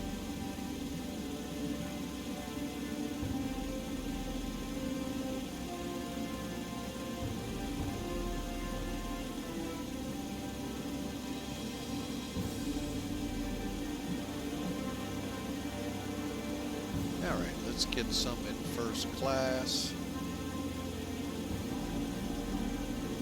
Okay, that brings us up to 96.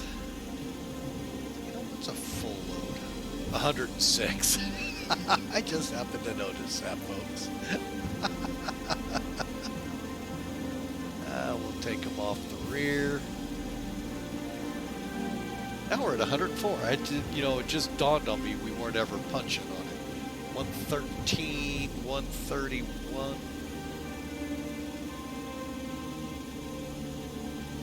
Okay, and then block fuel of 13,899. So cruising again, 27,000 this time. So I have a little bit more reactive work here to do, which is better. Let me get Sim Toolkit out of the way. I didn't think you all were seeing what I was doing. All right, so what I did is, this is the loader. When you just get over to your left side here, it comes out. That's the one that takes care of loading. And then you can random, you can run empty, or you can run full. Click full in this case, folks. Knock 2 people off the back end and you're set to go.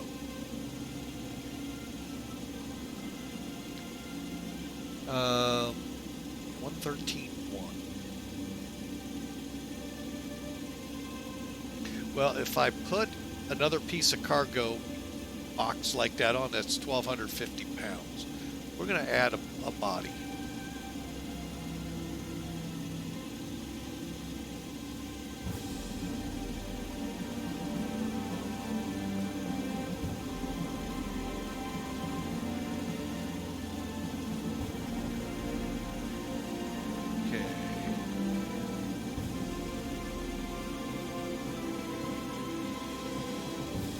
There we go. That'll take them. Alright, so we're going to run with 105 peeps. 113.2, which will be, again, about 100 pounds over our zero fuel weight planned. Blocking the fuel at 13,899. Now this gets fun, folks, working with the fuel. You, again, same with the cargo, you can go, and cargo will only be here. Passengers only here. So with cargo, we'll leave it there. Fuel, I'm not going to play random with it. We're just going to up it to 13, as close as we can get to 13,900. Whoop. Looks like we're going to go with 14. Okay, and again, it tells you get 453 miles, plenty for this flight. I think we're looking at, let me just go up here. We're looking at 187 miles. Hang on, I'm going to go ahead and kill the music, make it a little easier on us.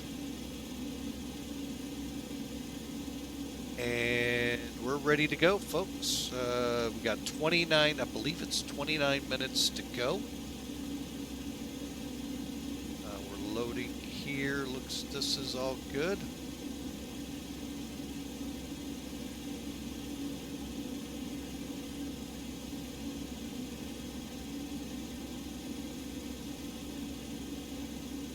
And let me just get my checklist running. Alright, so we're not originating, so before start checks, I am just going to put it in here, folks, but again, I may even let it this time. Maybe that'll help me a little. Route menu, flight plan. Oh, it doesn't delete.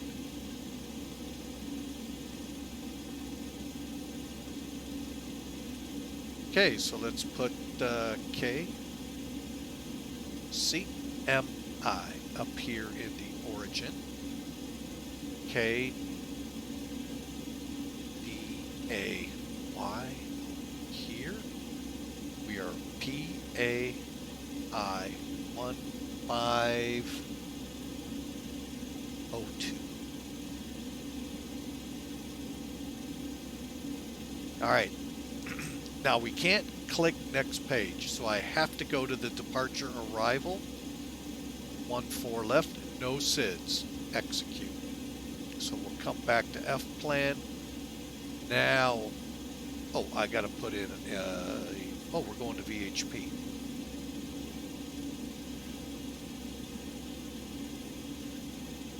Okay, now I'll get it next, and then it's RID.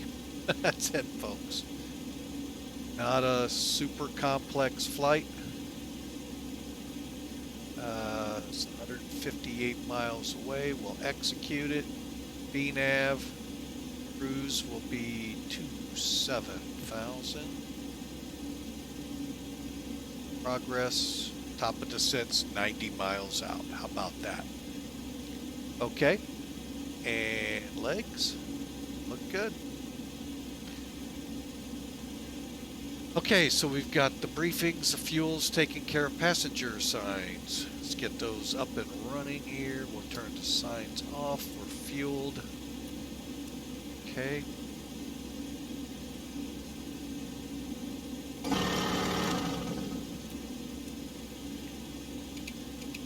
Just do a quick light bulb check.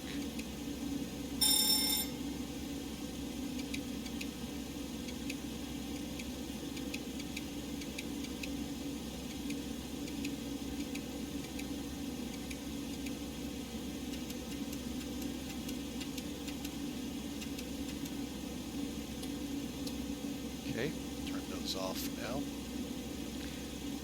And plug you back in here. Okay, 2 lights there.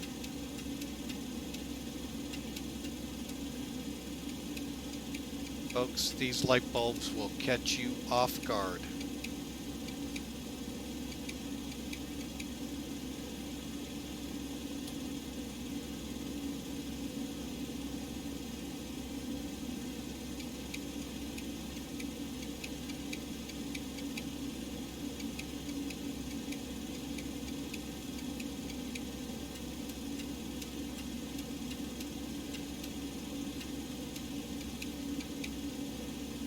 And there's 3 way over with the first officer.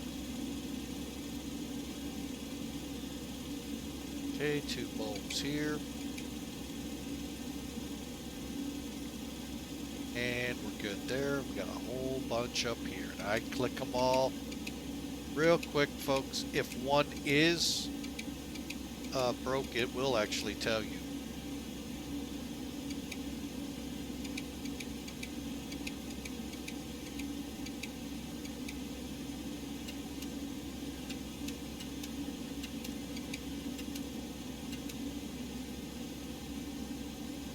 Okay, so 27 set for 28.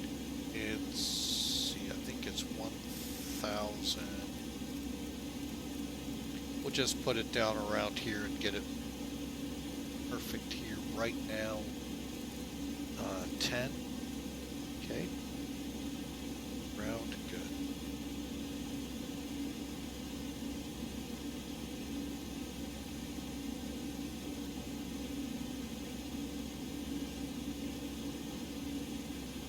Okay, did I check these?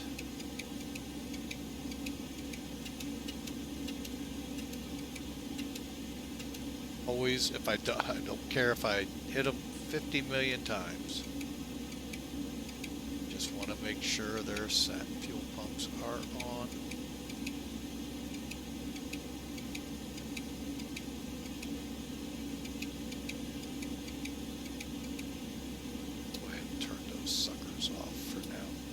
Even though you can actually start this plane, probably run it with them on, or with them off, I'm sorry. Okay.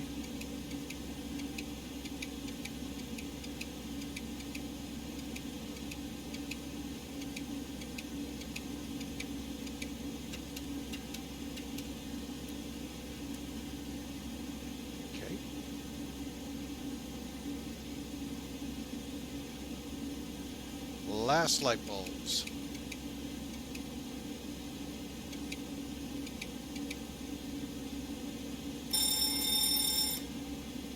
All right, and going on down the checklist here.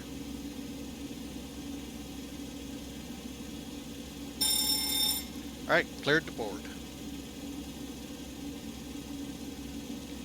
Okay, so window heats are on. Test good. Hydraulic A off, B on. Oil cooler normal. down here. And everything else appears except for that.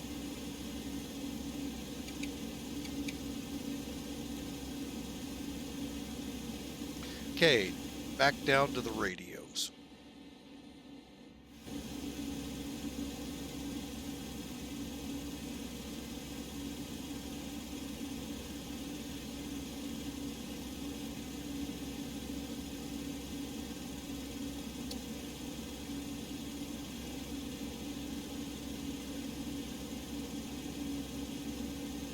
Okay, our runway heading is 139.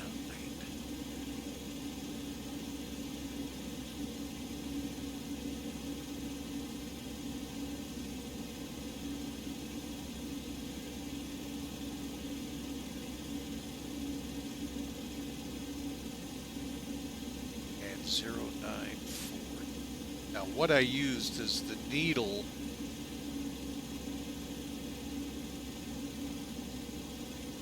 here to help me line up here.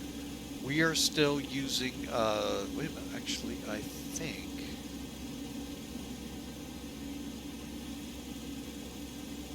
Okay, that one is on VHP, and the DME is on right here. So confusing. Okay. We are ready to go, folks. I will be right back. I need a cup of coffee and we'll be set to go.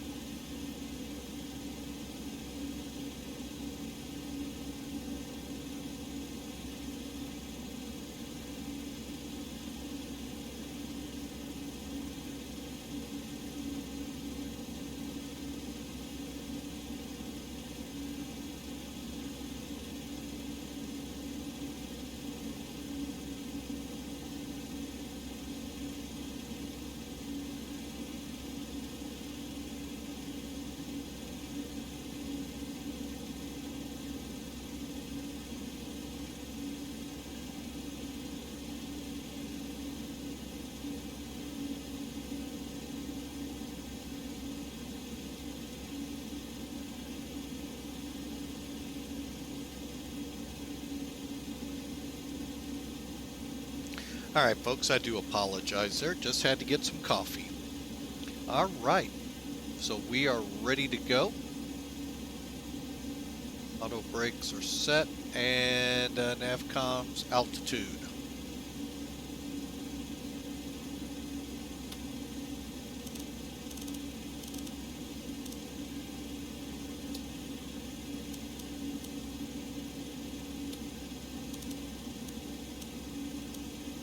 Direct climb to 27,000, folks. We do not have a SID out of here, so we're kind of on our own.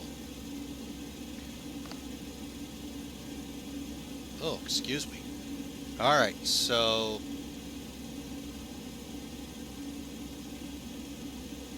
looking at this terminal parking chart is weird. All right, well, we're not worrying about it too much. But to get out of here, we're going to go, let's see, we'll face south, come out A7 onto Alpha, follow that to Echo to Charlie, all the way out for takeoff on the runway. All right. Okay, we're just waiting for the word. People are aboard. Meantime, let's get our calculations squared away for takeoff. Zero fuel weight, there you have it, 113,239. Why does that read different than this one? Oh, they don't. Why does that not sound right? Oh, okay, it is right. Okay.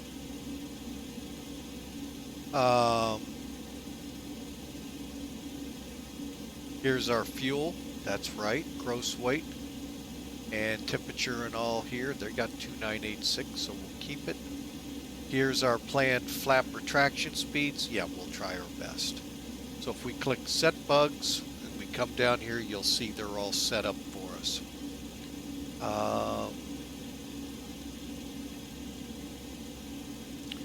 For now, I am gonna set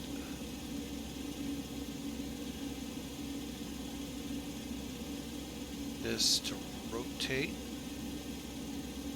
which is the same speed. Okay. 9.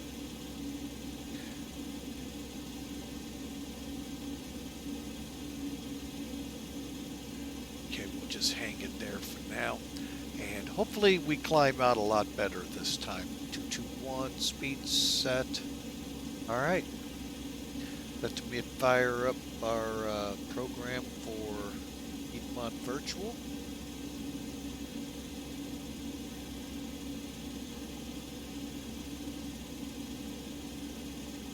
And our minimum altitude will be cleaned up at is 3,000 out of here. It probably will be starting at 3,000. Well, actually, I'll probably be undergoing it pretty quick. I don't have that altitude here. It's not like the 7.4 that shows it.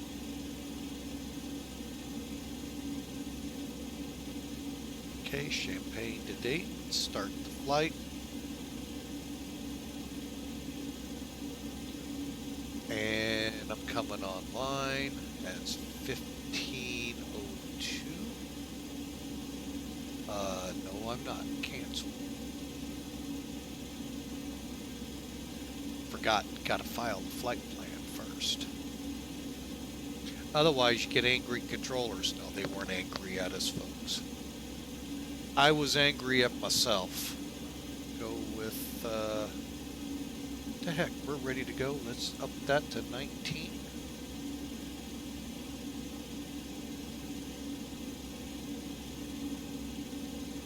Some information in here.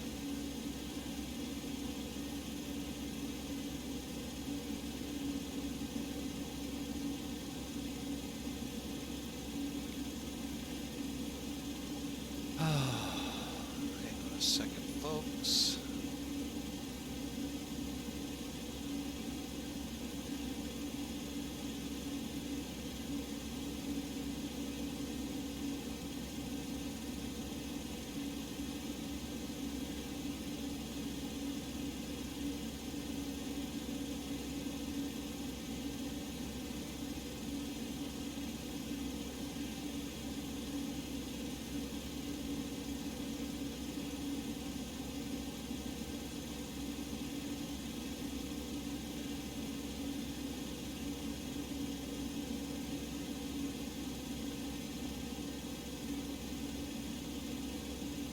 Now we can connect.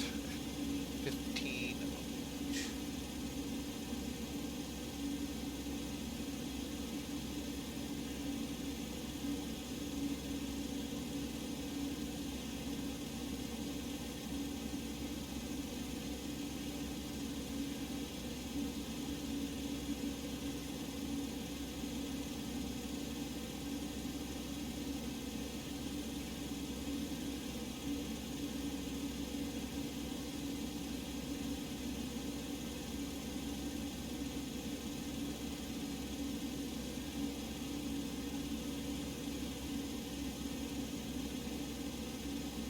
Alright, looks like the heaviest weather has pushed east of us. So we'll get that in the climb out. Alright.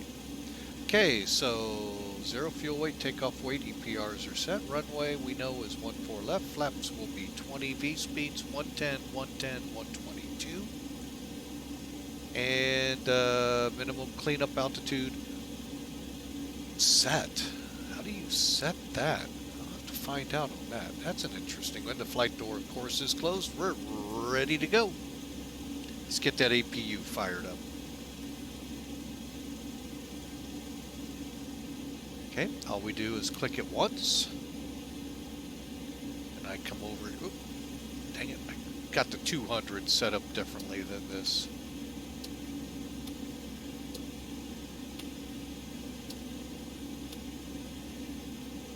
Fuel pumps coming on.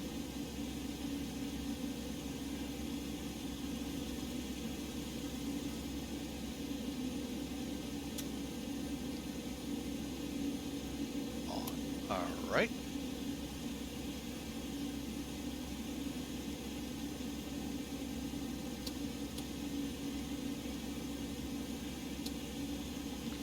Since they haven't been on the whole time, might as well keep them off. All right. While that fires up,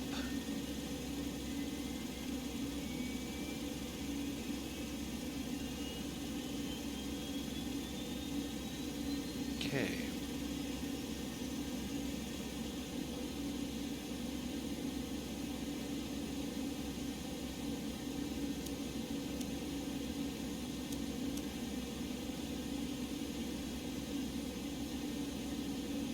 Kinda.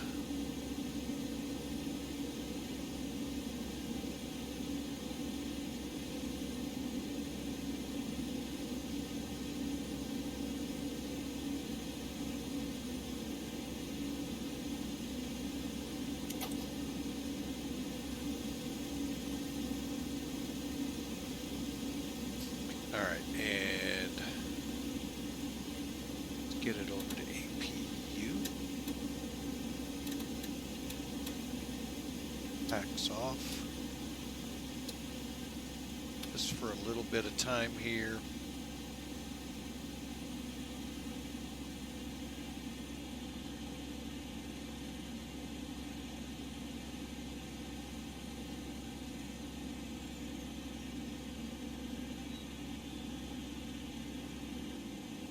Okay, we're ready to start, folks.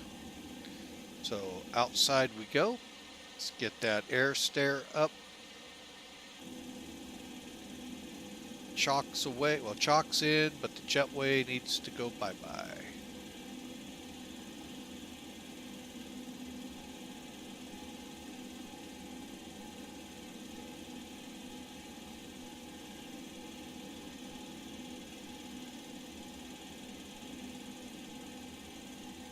Firing up number 3, or number 2, sorry.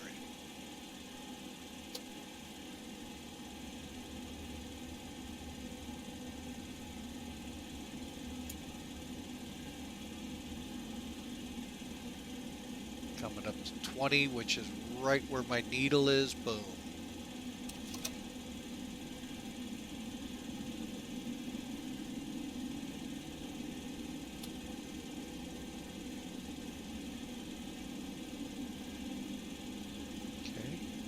Just waiting for everything to stabilize and the oil pressure light to go out again. Folks, we are turning here pretty good. Did it in less than about an hour, which is what I was hoping for. And we are stable. Let's get number 1 turning. Switch up. Switch on. Valve open. Valves are right here, folks. Just an idiot light telling you they're open. So the loose nut behind the wheel knows.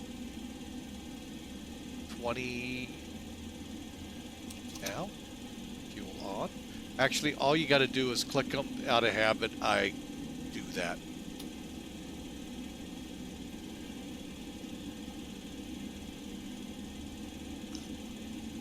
Sorry for my slurping of coffee, folks.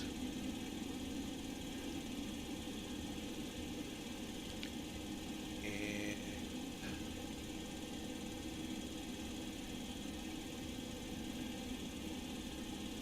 stable on 1. Okay, pushing for number 3. Okay, light on. 3. There's 20% where the arrow is. There we go. 3 good starts here. We're just going through the motions. Now, I don't have failures on in X-plane, but I do on the plane.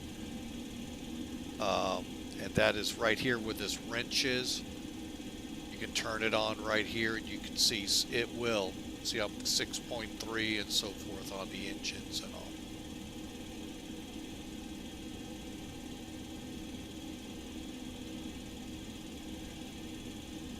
Okay, we got 3 good starts. Reach over here. 1, 2, 3.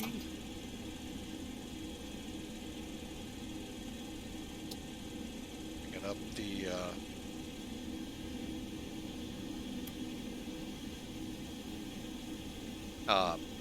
packs again so we can get that. I've got the galley power on.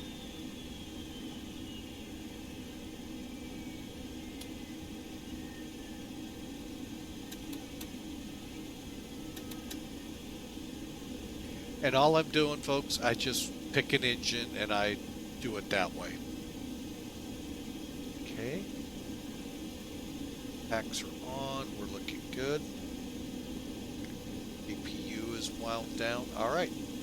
Before taxi checks, electrical generators on, probe heats on. I'm going to show you another where I'm using one of 2 checklists available out there. One you can find easily for Solaris, and the normal checklist for everything else. Solaris being, I guess, a virtual airline out there. I don't know. But there's one for them.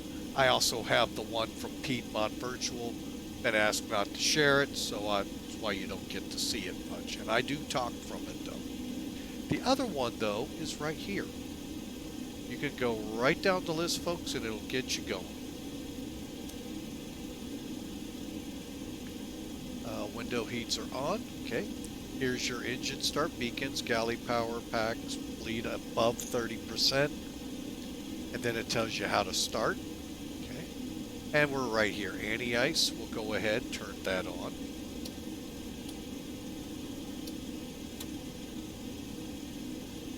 Pitot heat on already. Flight instruments, we're going to do that real easily. Now, I know one thing I have not turned on yet, and it's my hydraulics.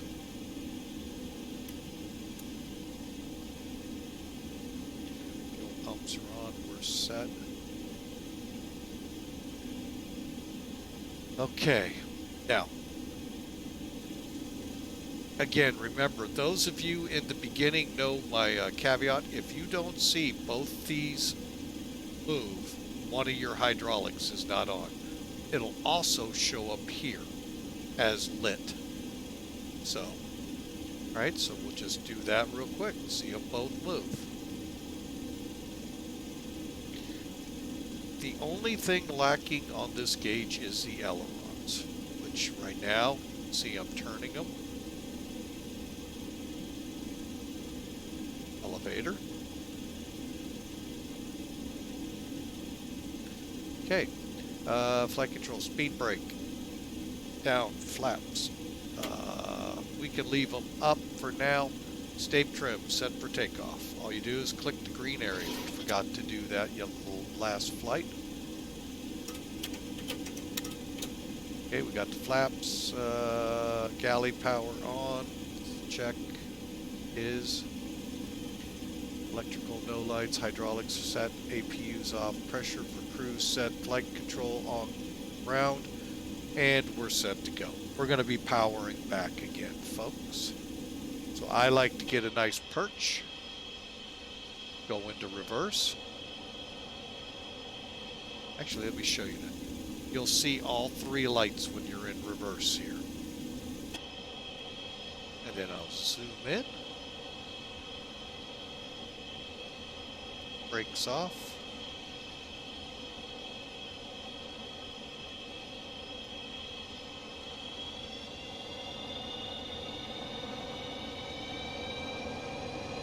Here we go.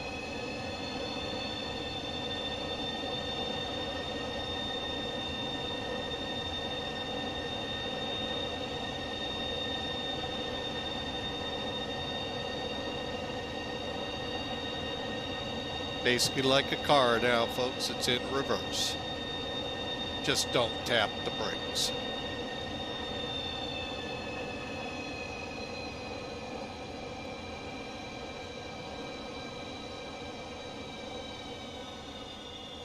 Simply come out of reverse.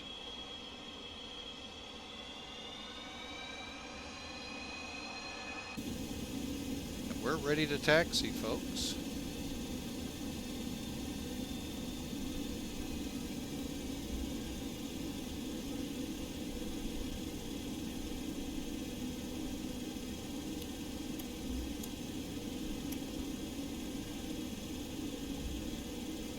It'll be A7 Alpha 7 Alpha Echo Charlie.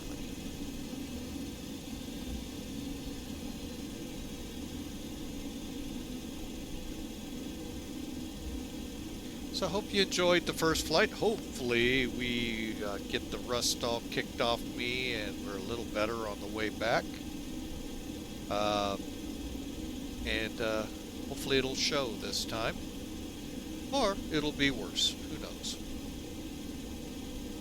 Alright, so again, hope you've enjoyed. If you have, hey, I'd love you to hit follow so you can come along with us on our next adventure, which is tomorrow. This is going to be the last flight of the day. We're going to be flying out of Miami, as my father likes to call it. It kind of sounds kind of cool. Miami, down to Honduras, not Toncontin.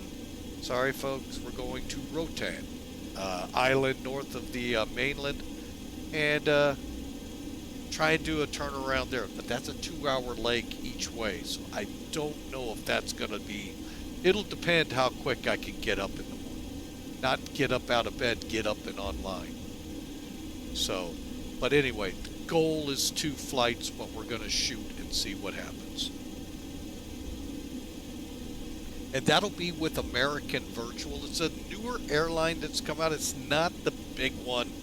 That's used to be Join AVA or something like that in the URL for them. Which actually, folks, you know, I sometimes poke at them a little bit, but to be totally honest, if it wasn't for that airline, seeing U.S. Airways when they were around, American, trying to think some of the other airlines that blocked. I can only think of U.S., so forgive me if I don't do obvious ones in Europe. Those are the 2 big ones that I know would come after streamer, or not streamers, VAs for logo infractions, you know, copyright. But American Virtual came along, joined AVA, and broke the mold on it. We from then on have had that. Believe it or not, you couldn't find American liveries. U.S. Air, I want to say United, but don't quote me on that. But yeah, oh, they're very big on their proprietary stuff, folks. So So yeah, that was a big thing back in the early 2000s. When I fired my VA that I used to have, Virtual USA Airways. Oh yeah, that's why it was called USA Airways, because I was told US Airways will come after me. I didn't feel like dealing with them. So, and they're probably going, well, we're glad because we didn't want to. All right, so we're head down, Charlie, to the active. Flaps are set. Final checks here. Taxi for takeoff. Yaw dampers check. Flight controls check. Flaps set. Green lights. Speed brakes. Flap warnings. Down detent. Stabilizer set. And we're just waiting for the runway now. Another look at it while we're heading down Charlie.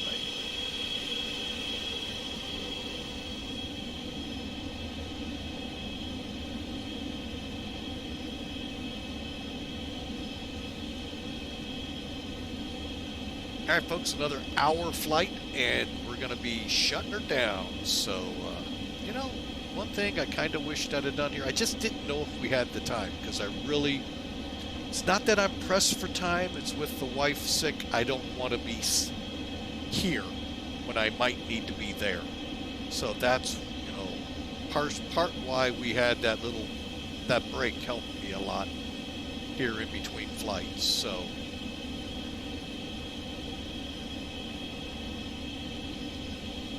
You ought to think about that, folks out there.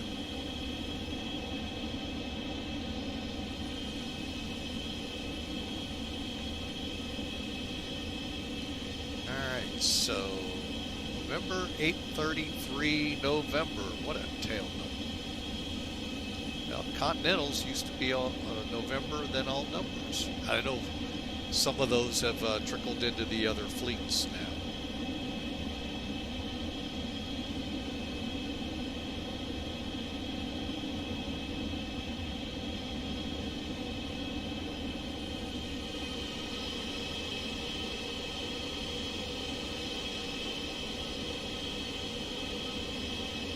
Okay, we are holding short here for clearance.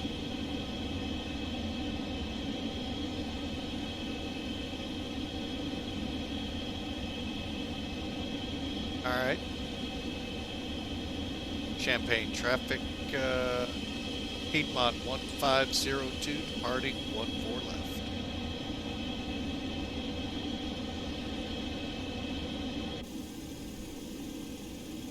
Okay, get those strobers on. Number 1 for takeoff. Okay, galley, well, we got to get some things set. So we'll get up here, set brakes, and get that accomplished. We have 8,500 feet of runway, or 8,100 feet, sorry. Y'all are going, what's 300 feet? Quite a bit in this aircraft, folks. That's actually quite a bit of trouble can be done in 300 feet.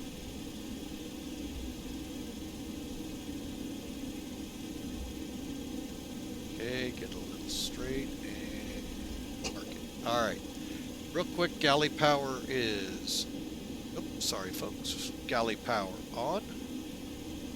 Electrical, all lights are out. Fuel set, hydraulics set. Flight switch, we didn't do that also on departure. AC set a normal. And transponder, we'll get that in a second. Wing anti-collision lights, I believe we have on. Come down 1, get this to ground off. And, alright, so let's come up here. Close, close, close. Transponder, TARA, even though we do not have it, RTO. And again, real quick before I release brakes here, folks. If you have FlyJSims 727 or And it's only right now that I know of for X-Plane 11. Or you have updated it and you are getting crashed to desktops. What fixed it for me? I went into the X-Plane folder, looked for the inside there, the folder that says aircraft. When you get in there, you're going to see 3 727 files.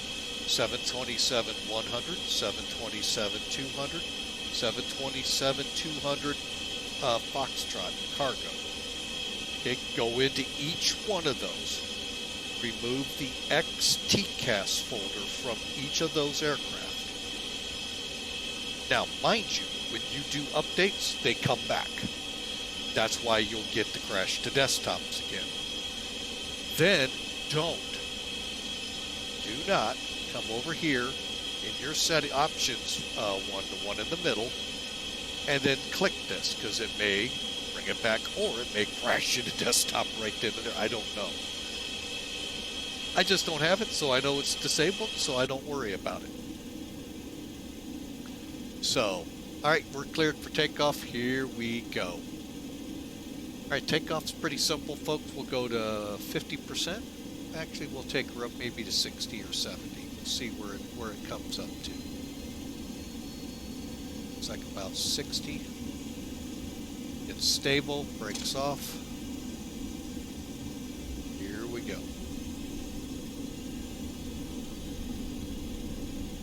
Remember, it does not have electronic engine controls.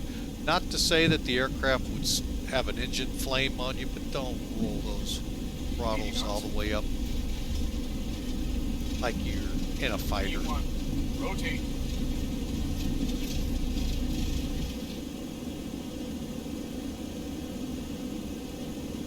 Airborne. Gear up. First notch up.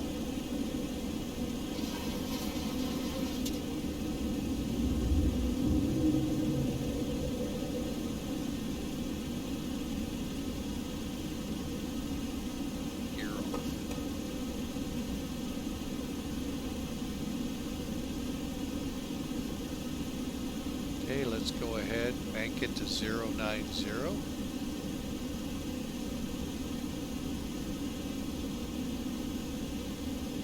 And get the rest of the flaps coming up.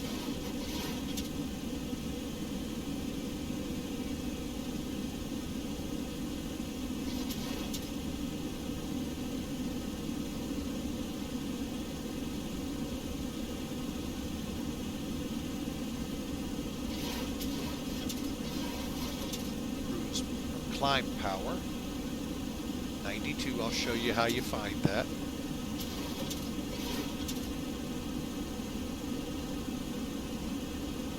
Flaps up.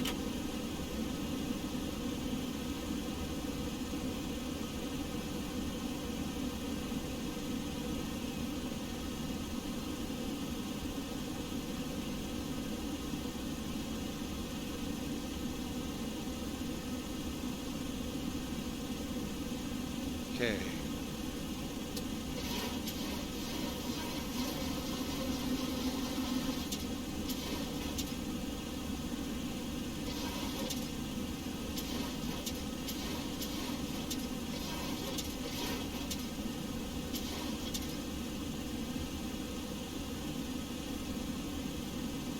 Okay, we're 84 miles from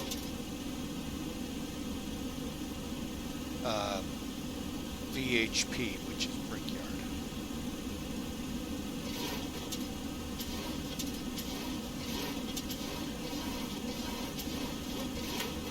Okay, we're cleaned up.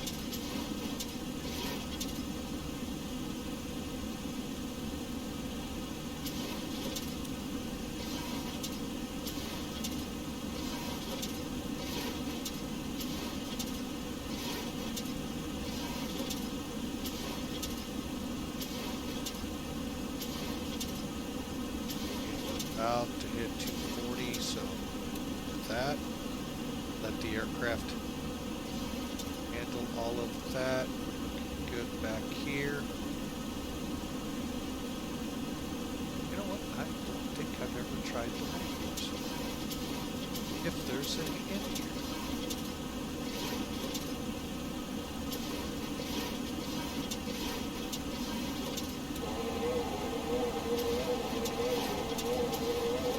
It's not like I need them.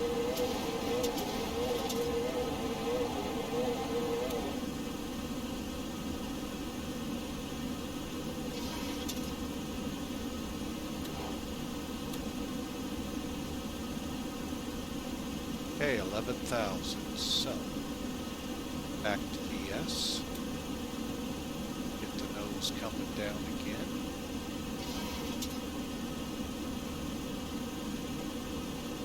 Set for 280. Again, I'll show you all of this in just a second here, folks.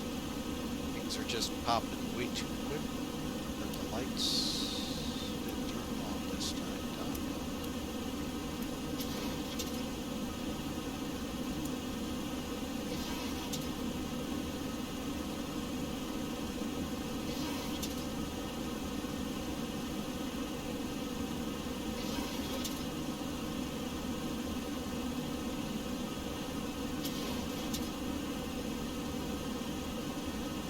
Okay, done with that.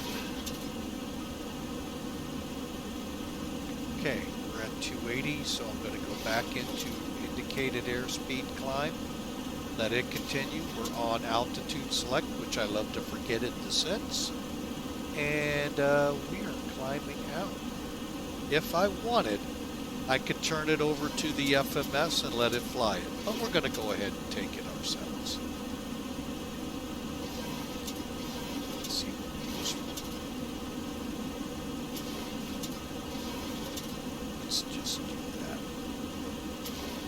Okay, so we'll let the autopilot now hook the route.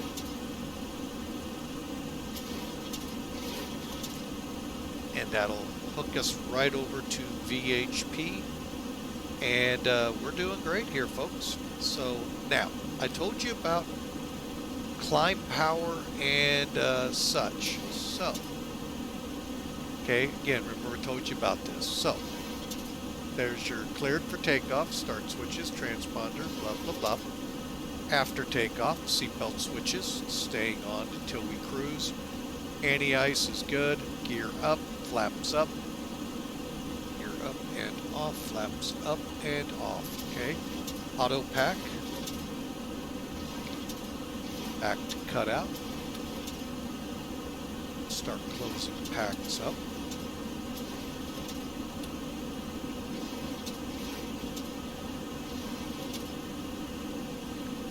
And pressure's good.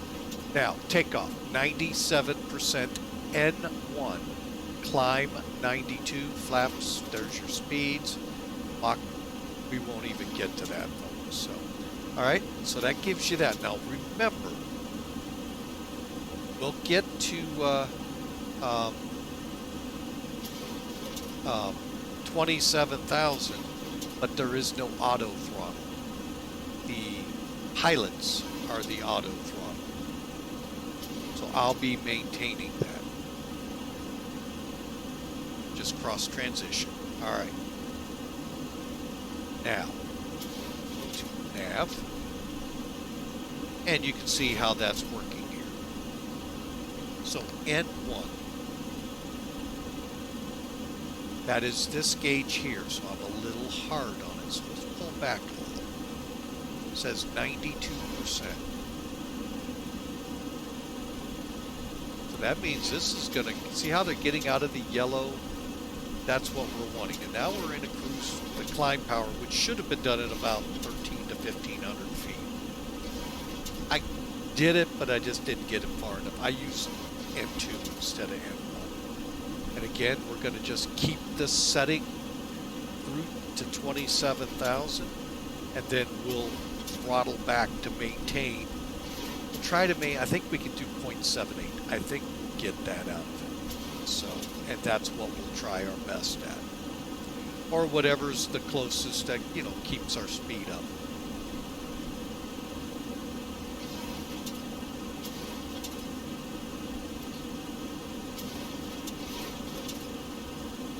But this really helps, folks. So 97, again, N1. 1. That's this gauge. We start up using this gauge. We set our takeoff and our climb powers with this gauge.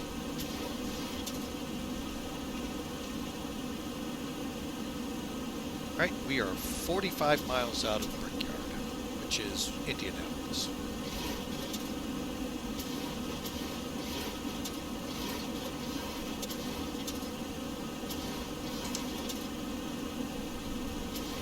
Okay, and then the next one, our descent and approach. So you have that one with the plane, folks. That comes with it. You can then go online. Let me see my Av tab.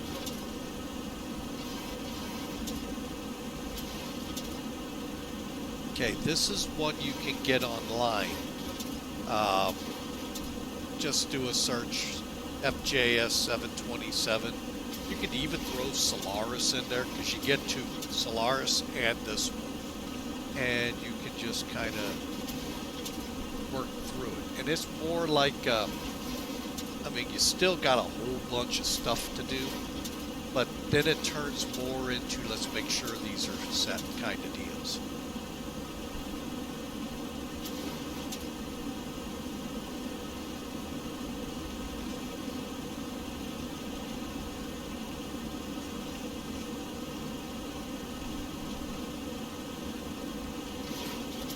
Okay, and let's close that for now.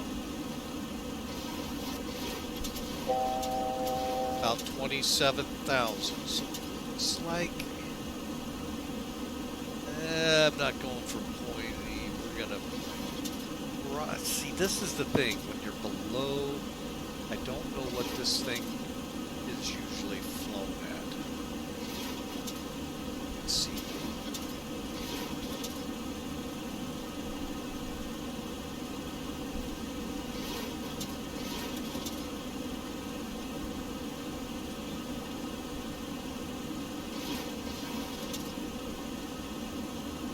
Just get down here to the flight plan real quick. I don't think we're going from point 8. It is going from, which is way up here. You know what? We'll do 0.78.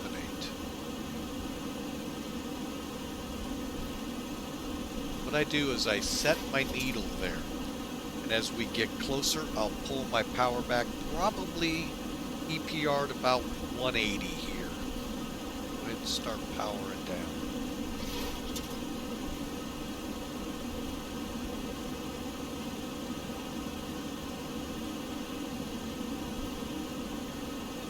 Okay, and then I'm going to come up here and close. See how we're doing temp-wise.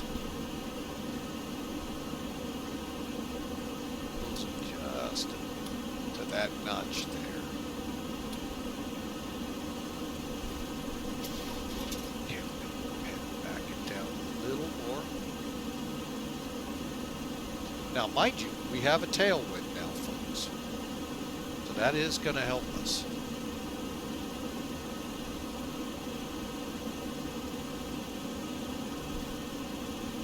We're truing at about 477-ish. So we're doing a good speed across here. Coming up on Brickyard. Alright, so Brickyard will go into, at about 10, I'll go into heading select. Go ahead right now. Go to my flight plan.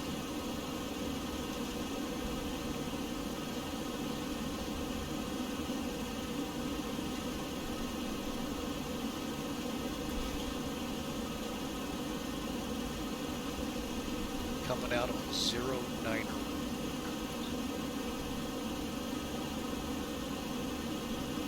I off? Yeah.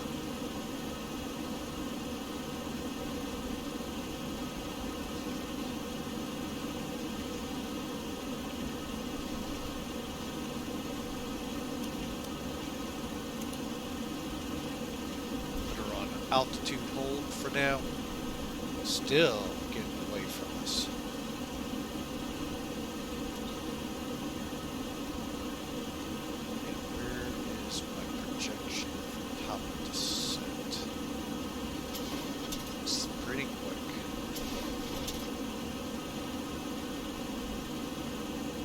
looks like close to 160, so really dial it back.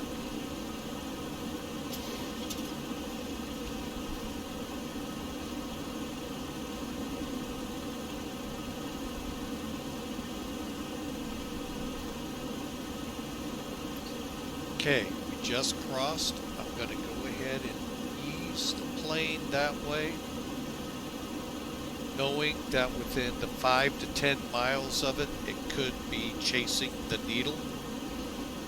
So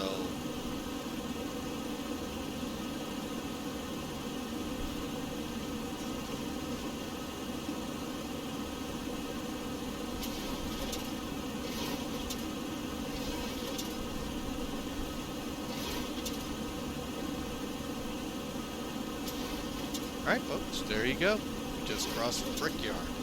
Next up, I want to get her back on track here. So click.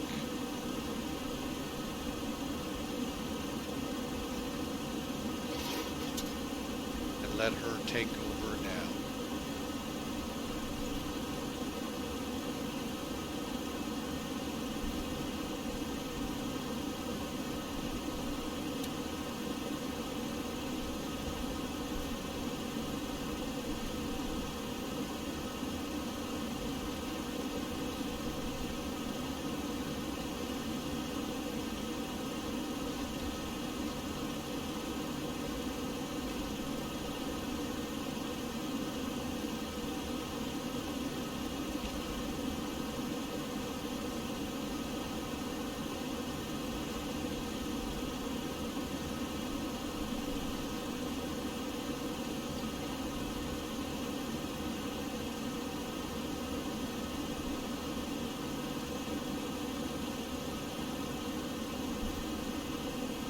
I need Richmond pulled in now.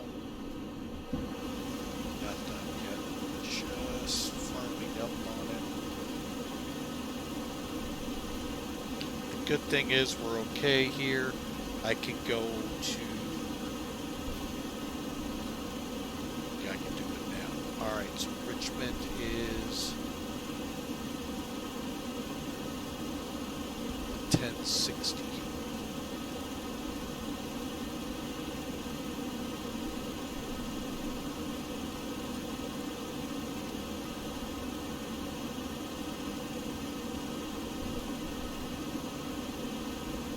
Okay, I'm showing 48 miles.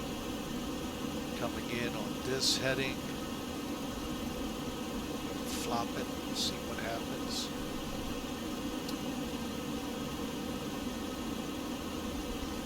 Right on track, okay. VOR. Okay, so we are planning 24 right into Dayton. We do not have an arrival.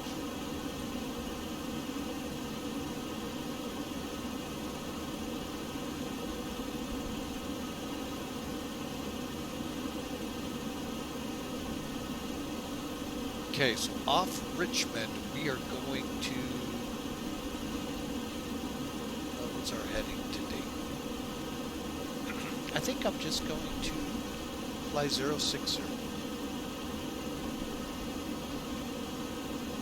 Alright, so our top of descent should be pretty doggone close. Time to come down. ILS. Coming down to 5,000.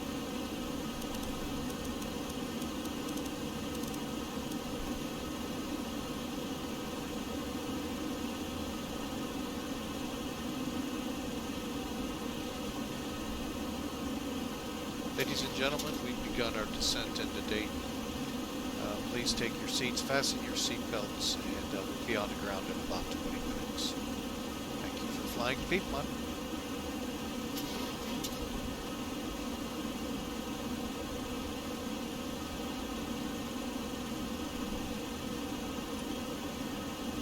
Okay.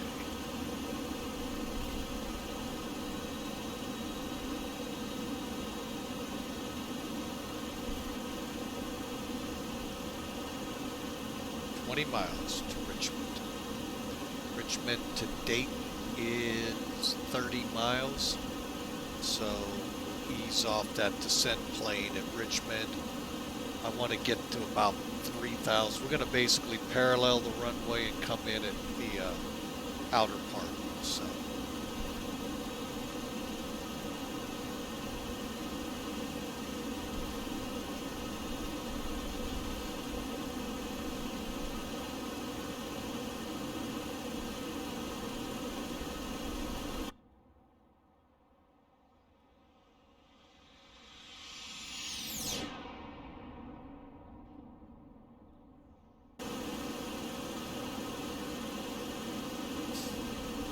All right.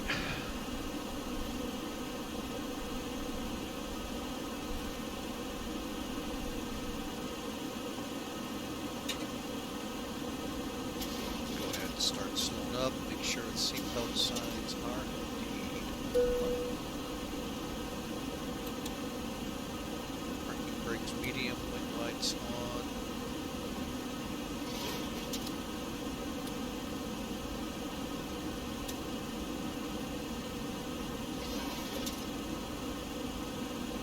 $18,000, we'll get our packs to half, and then at 14,000 we'll get them over. Pretty close to it.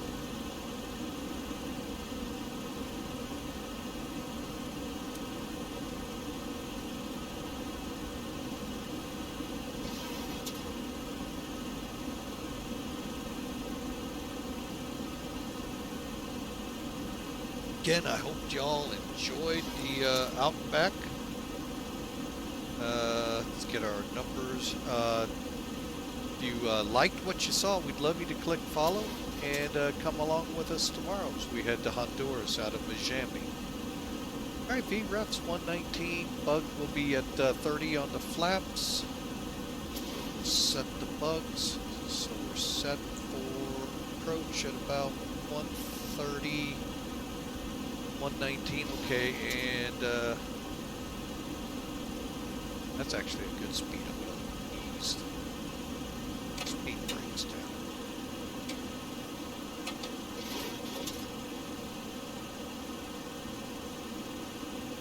Alright, and Dayton altimeter.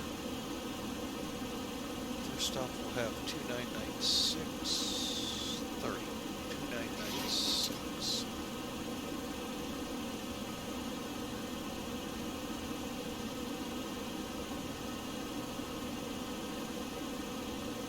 But this actually was a pretty fun little out and back, folks. There's a couple of others I'm going to try here with Piedmont over the next few weeks. Look for also some more 747 action and little Citation 10, default Citation 10. 86.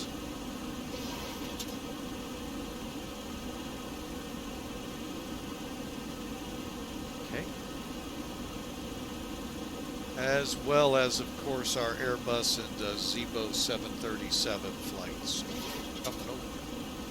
I need to get back on heading select. Never left it. Okay, so coming off this, I want to be parallel, so that'll be 061.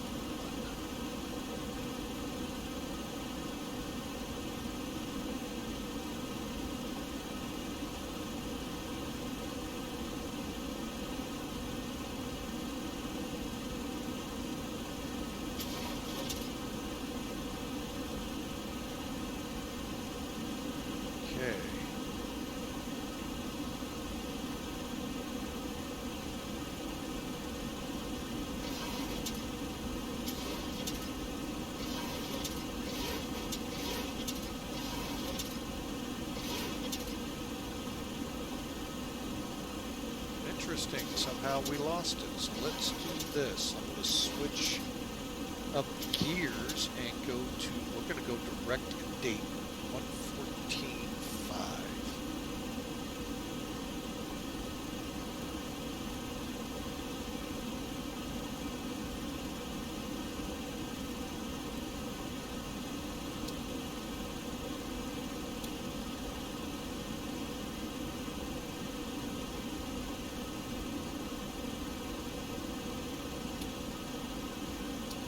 Somehow we lost it.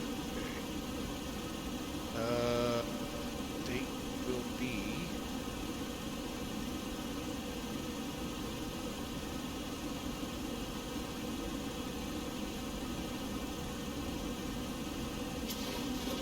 Then we'll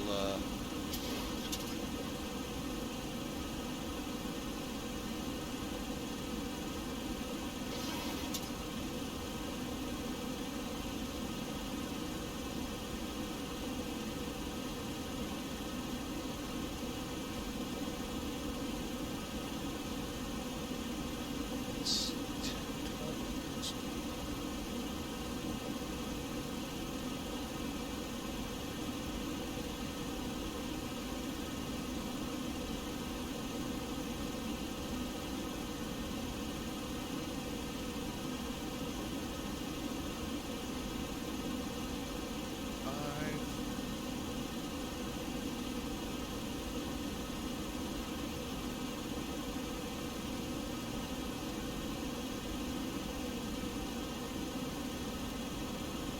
Okay, we're coming up to 10,000, which is perfect.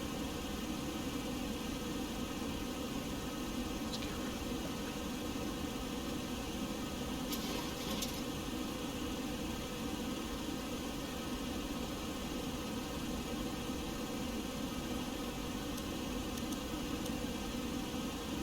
that. Okay.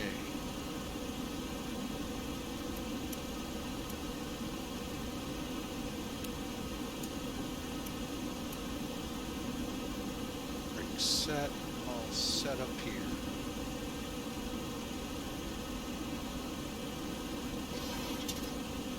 Seven miles from Dayton, we'll track past it and then hook in behind it.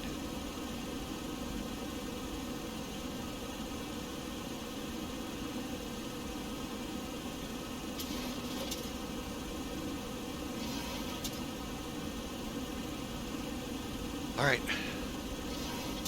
Same thing, folks. We're in close enough where we'll be chasing the needle. So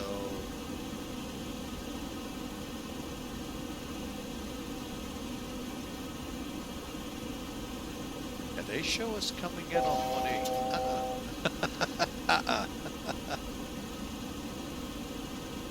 Let's make sure altitude select happens. I don't think. Let's make sure.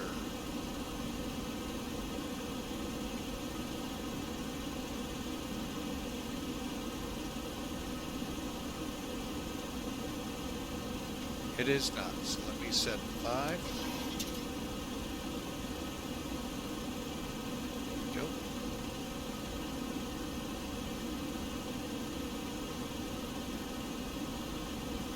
Should be right overhead Dayton.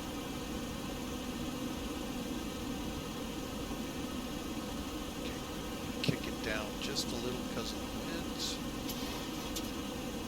Off 061.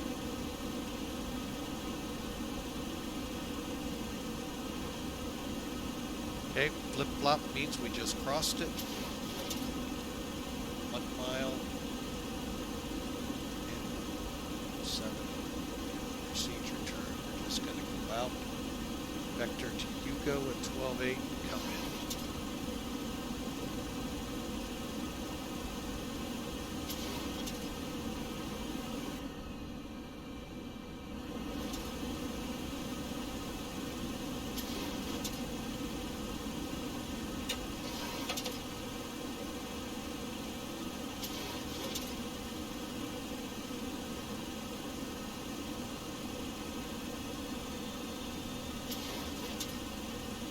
Okay, let's take a look at that again. Wow. You know, X-Plane 11 did not have that bad of clouds.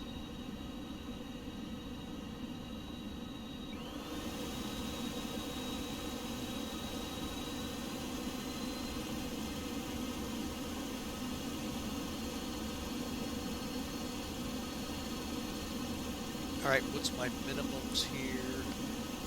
206.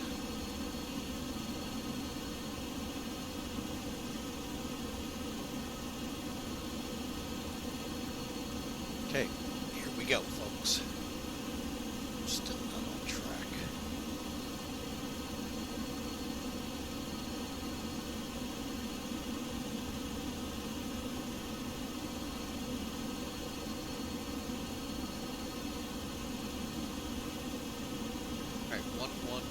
319.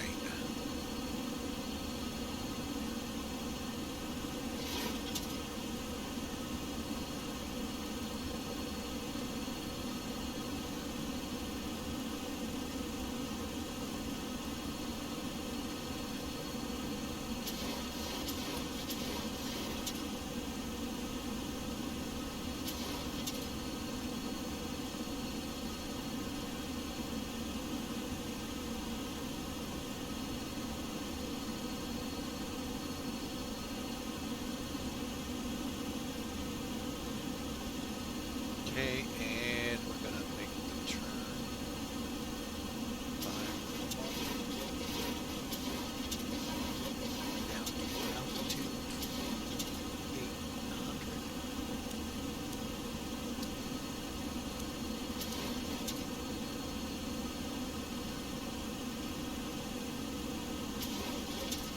Select.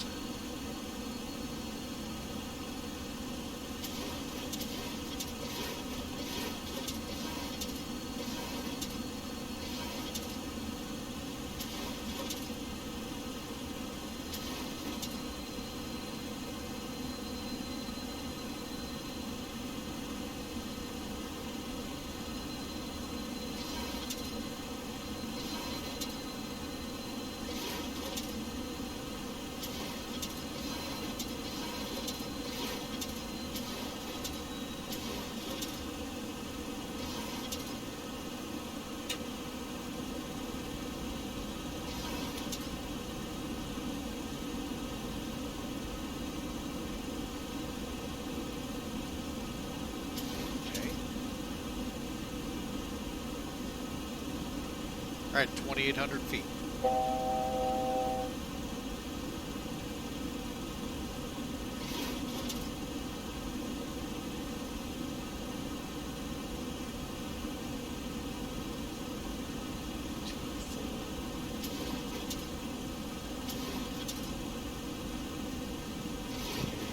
And now,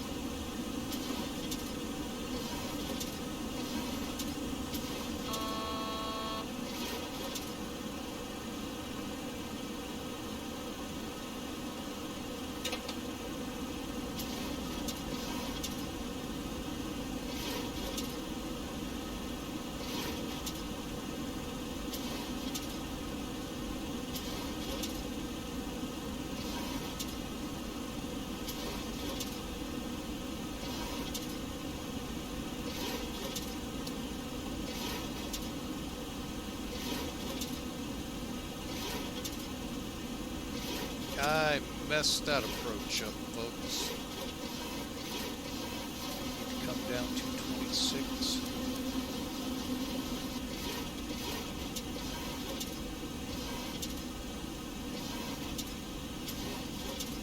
I think I may have to run some sight power up here a little.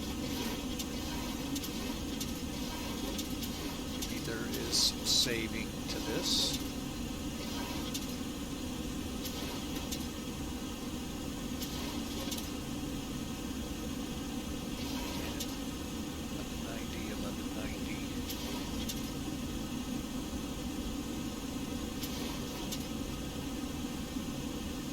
That's the runway right there.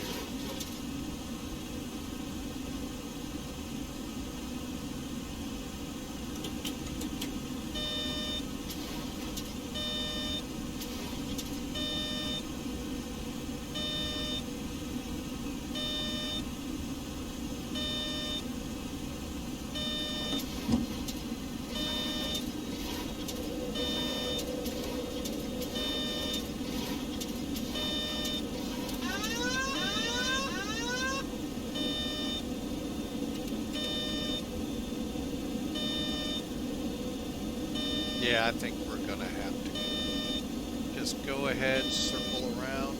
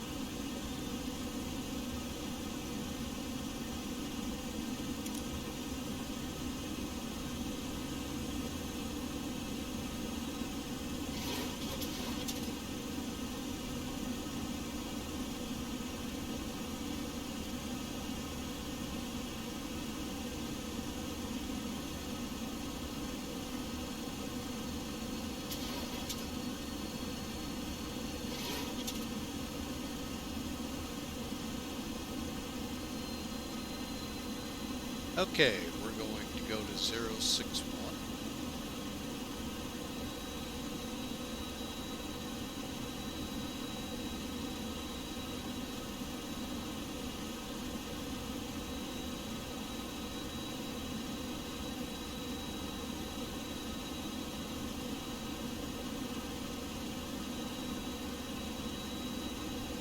Get our descent.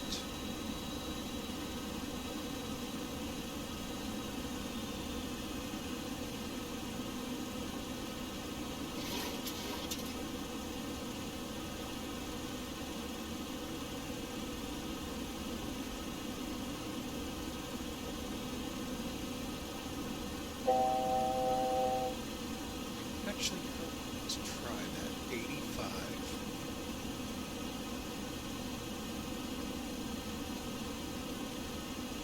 Zero, 6, 1.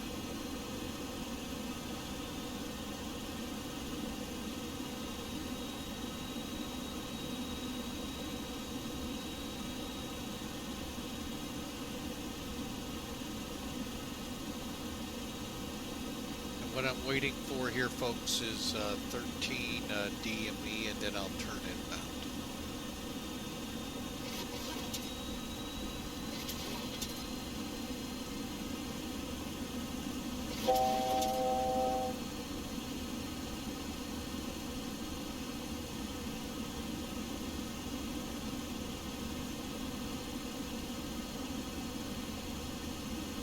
Alright, just check the landing checks. Approach.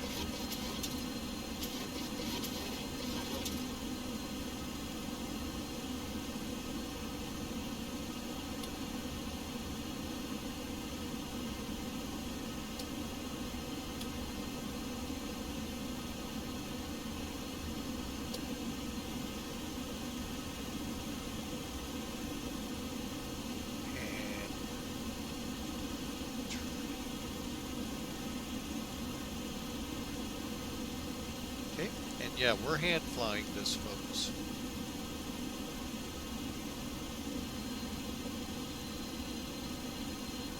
Just notch your flaps.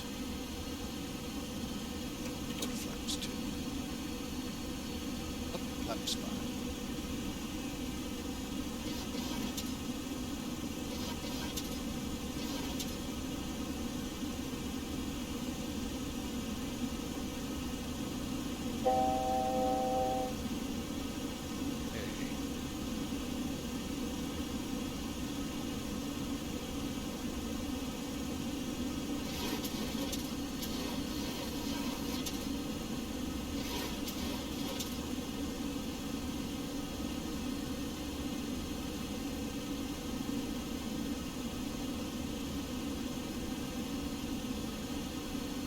Alright, we should Just.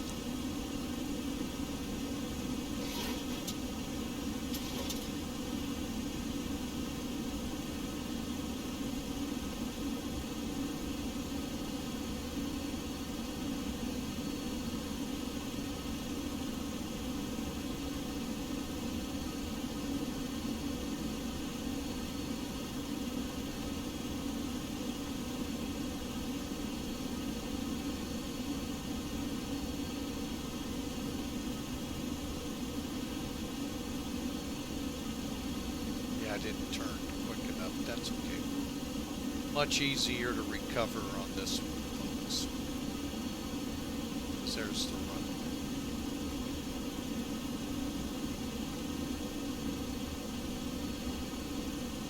Okay.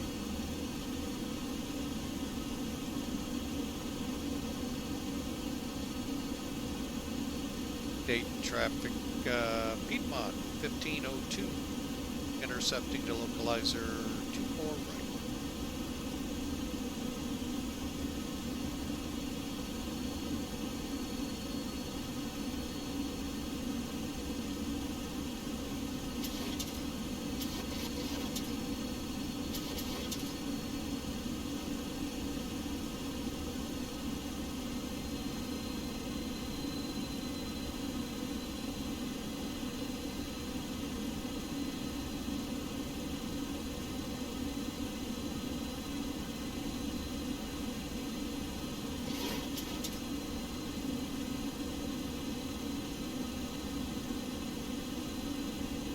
Okay, 2,600 feet's our minimum.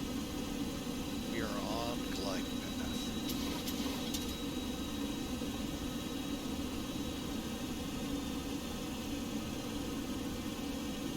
Speed's down. Altimeters set. Are they set?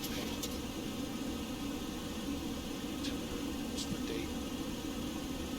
297.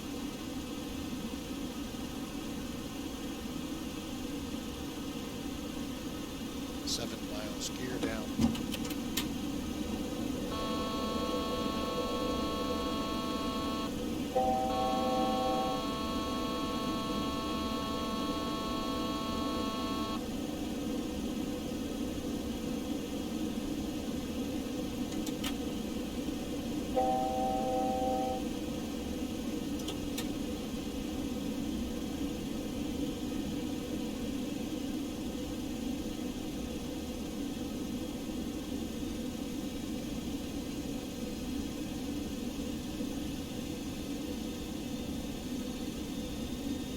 Light slow.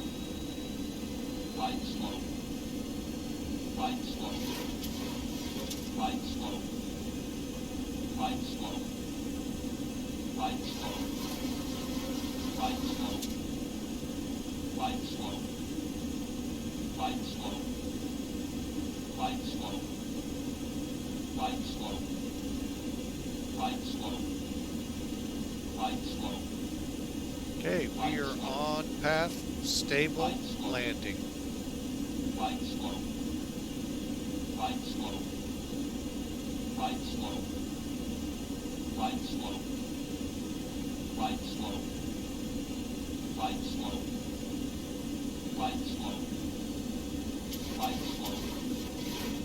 Light slow. Light slow. Light slow.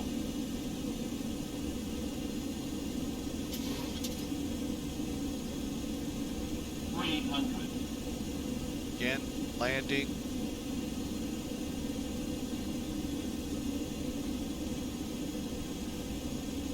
Minimums.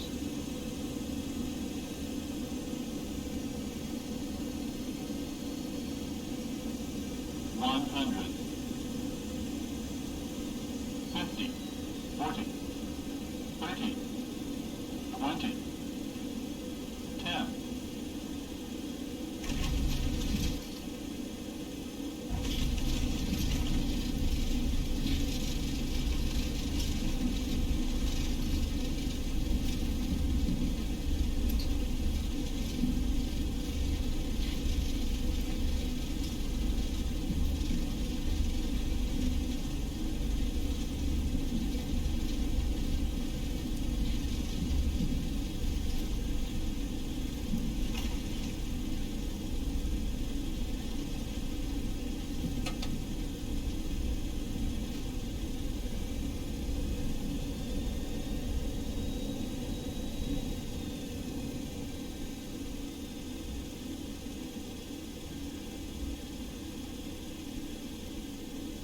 I hate when it won't be on the right screen for me to put her out of reverse.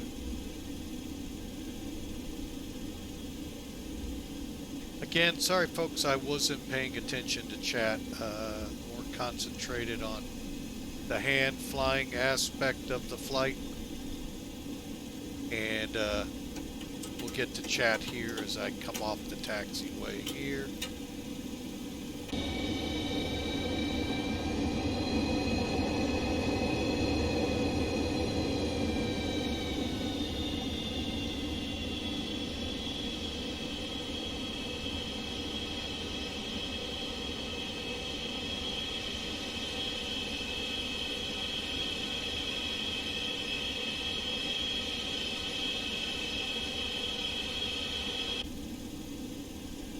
Alright, let's get some lights off.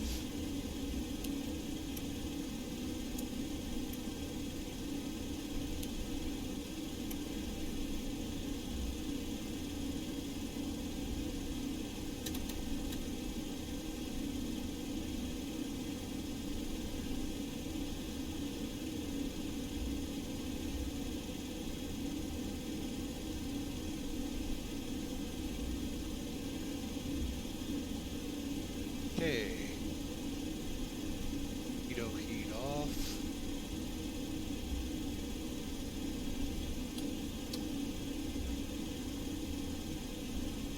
Anti-ice on.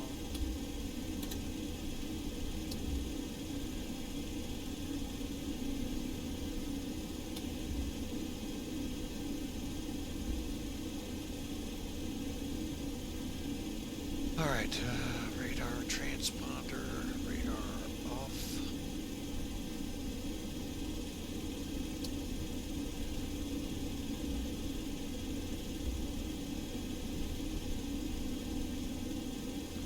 And speed brakes down, D10 up on that galley, power off.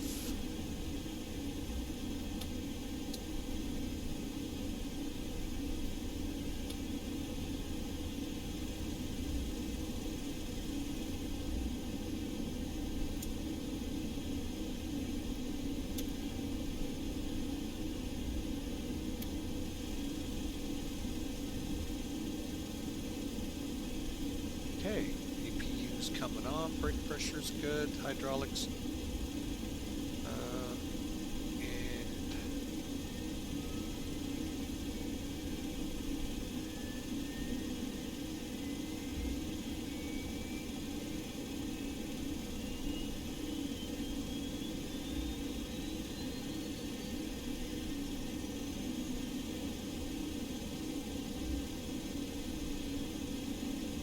And oh, I turned it the wrong one.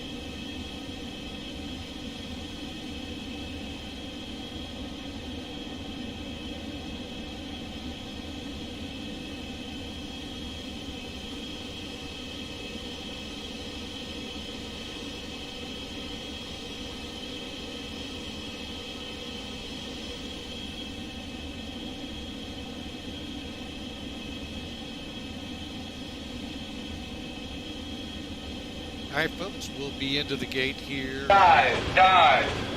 momentarily. Uh-oh. Dive! Welcome in, Bad Attitude. How is training going?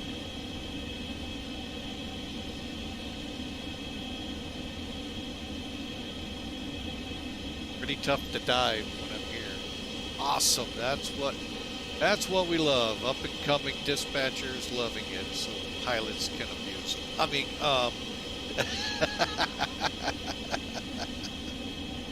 no.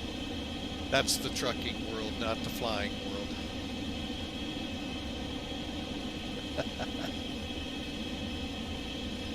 flight planning is what I always love. And, I really wish sometimes I'd have followed that, but woulda, coulda, shoulda. But I'm glad to hear you're enjoying it. Enjoy the training and enjoy the career in dispatching and where that leads.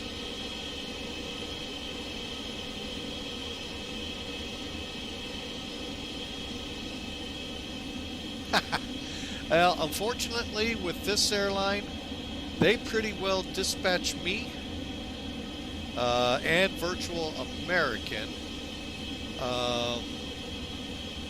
The rest of them, not well. FedEx kind of does too. So, I'm gonna take this gate right here.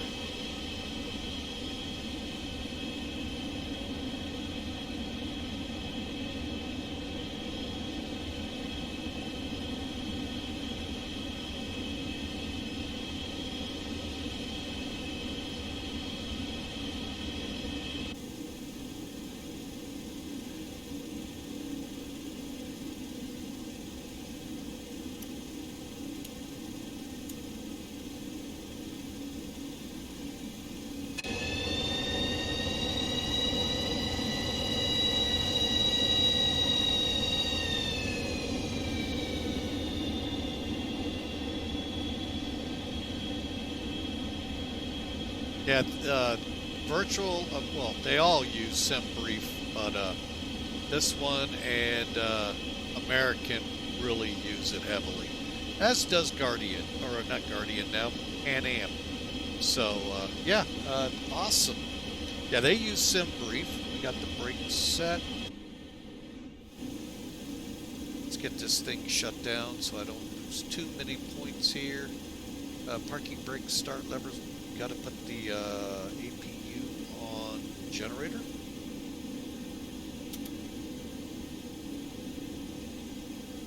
Okay, we're on generator.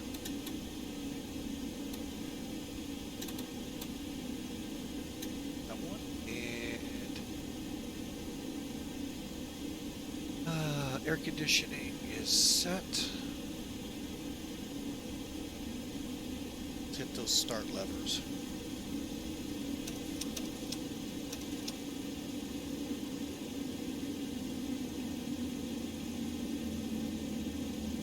All right, folks, welcome. Oh, I turned those things on. Dang it. Generator go out. Nope, that loose nut forgot to turn them on.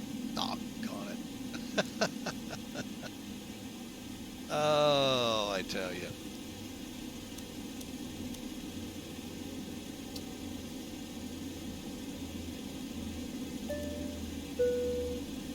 Okay, they can get up and about. Beacon off.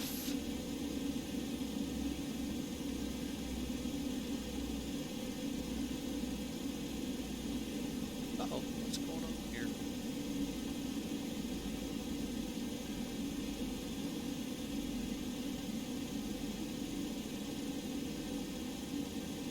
Oh, we're done anyway, so we'll just come off. Doesn't matter.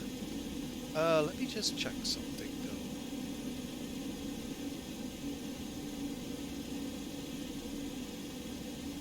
Got plenty of frame rates. I don't know why we were having so much trouble with FlyJSim there at the end.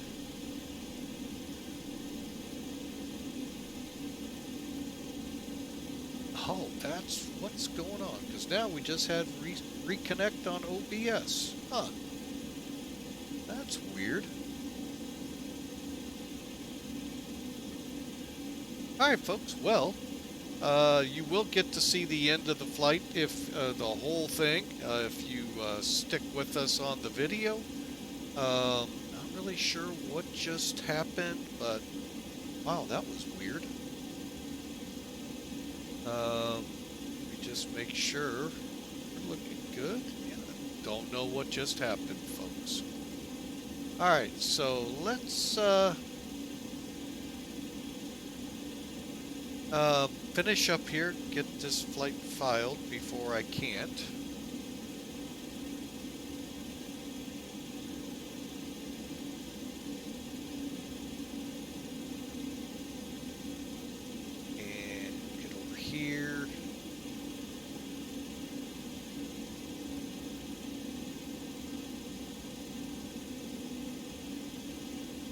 check my pirate. And the survey says processing, which makes sense. Takes a few seconds for that to happen.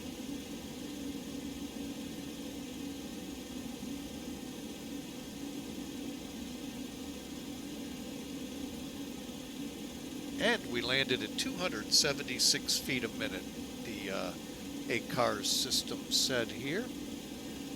Alright, folks, and really can't tell if we chimed out or not. That's weird.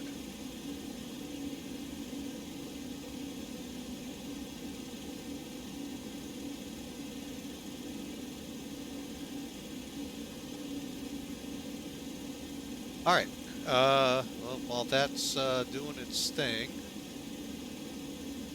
it is done here. Okay, good.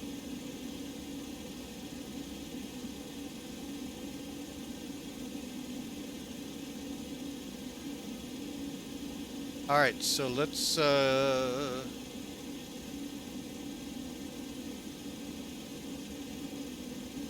kind of make sure it's going to process. Okay. Alright, so let's take a look out here.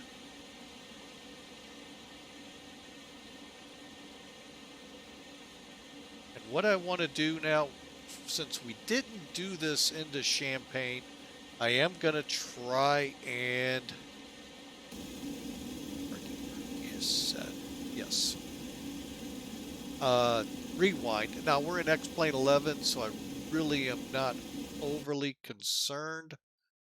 My big concern is that we are not filing a flight plan.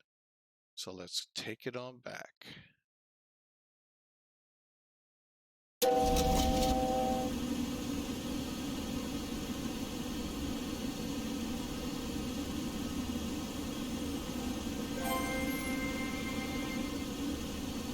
Okay, and I'm going to pause right here for a second, folks, as I was remiss. We didn't take a look at this in Sim Toolkit. All right, 366 per what reporting said here. It sounded better on the visual cue I got.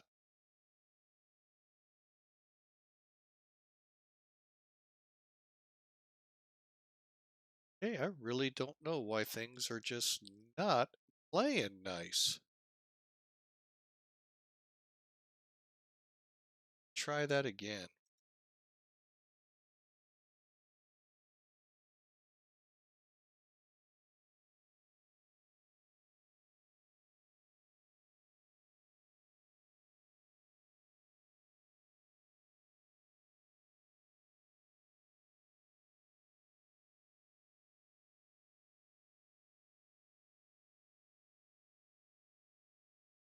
Is it because I'm paused?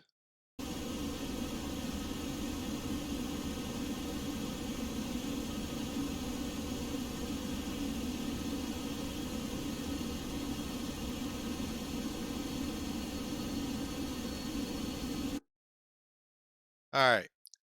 Wow. Okay, I knew we were going. Oh, that's right. Okay. Sorry. I'm like, why does that look wrong? All right, so we came into for right. We were 11 feet off the center line, 2,100 feet down, so we're in the landing zone. Almost 11,000 feet in length. Speed was 116, close to what the VREF was estimated at. And the numbers look good, even the feet per minute. So let me do this, and we'll get now to the visual. And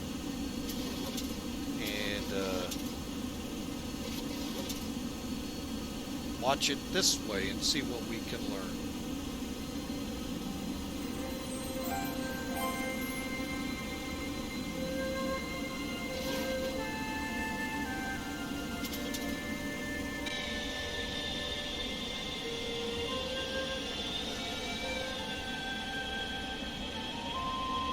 got a little high out here.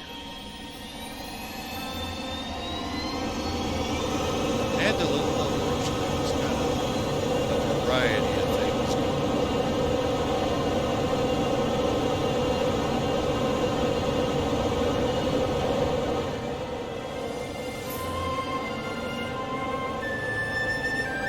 But overall, a stable approach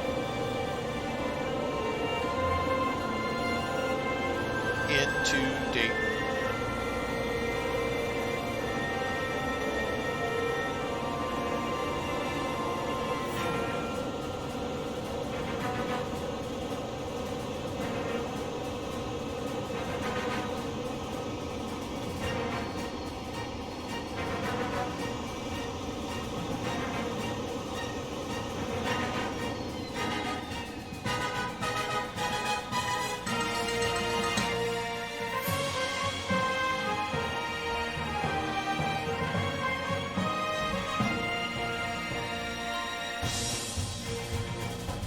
Not a bad landing.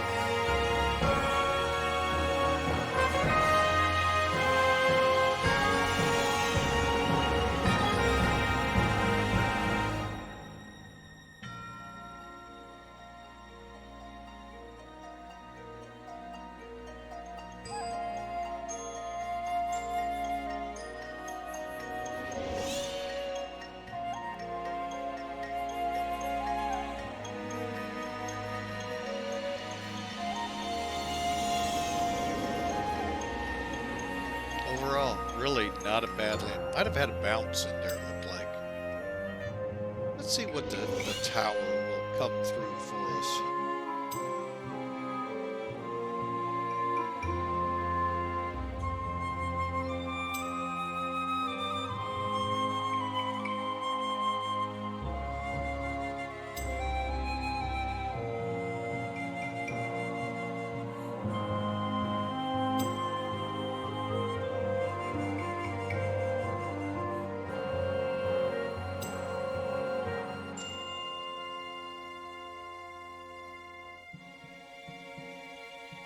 All right, nice landing and roll out. We're going to do it one more time.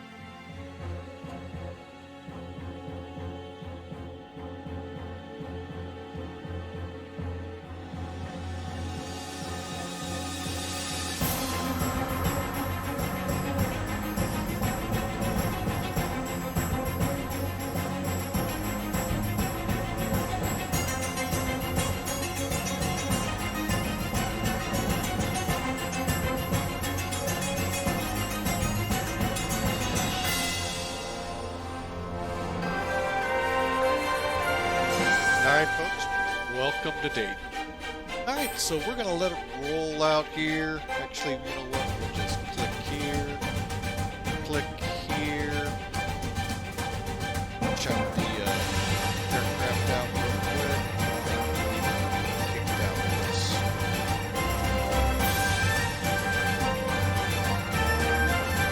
Yep, stand by, we'll put power to it.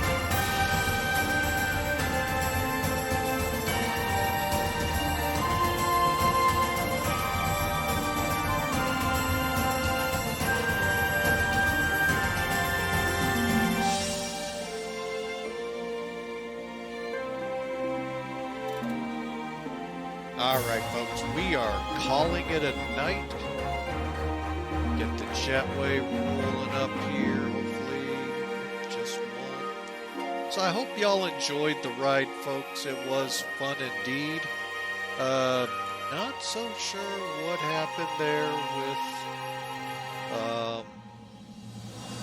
at the end with OBS reconnect and some backstory issues.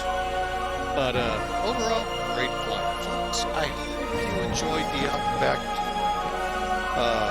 Champaign, Illinois.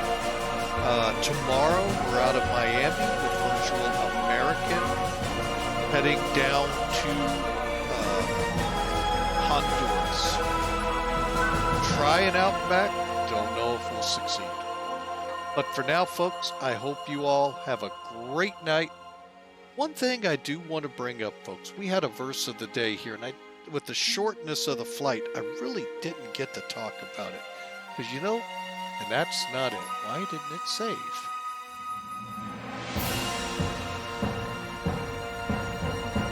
All right, well, folks, let me just say it, and we'll get through it real quick and then call it here. Was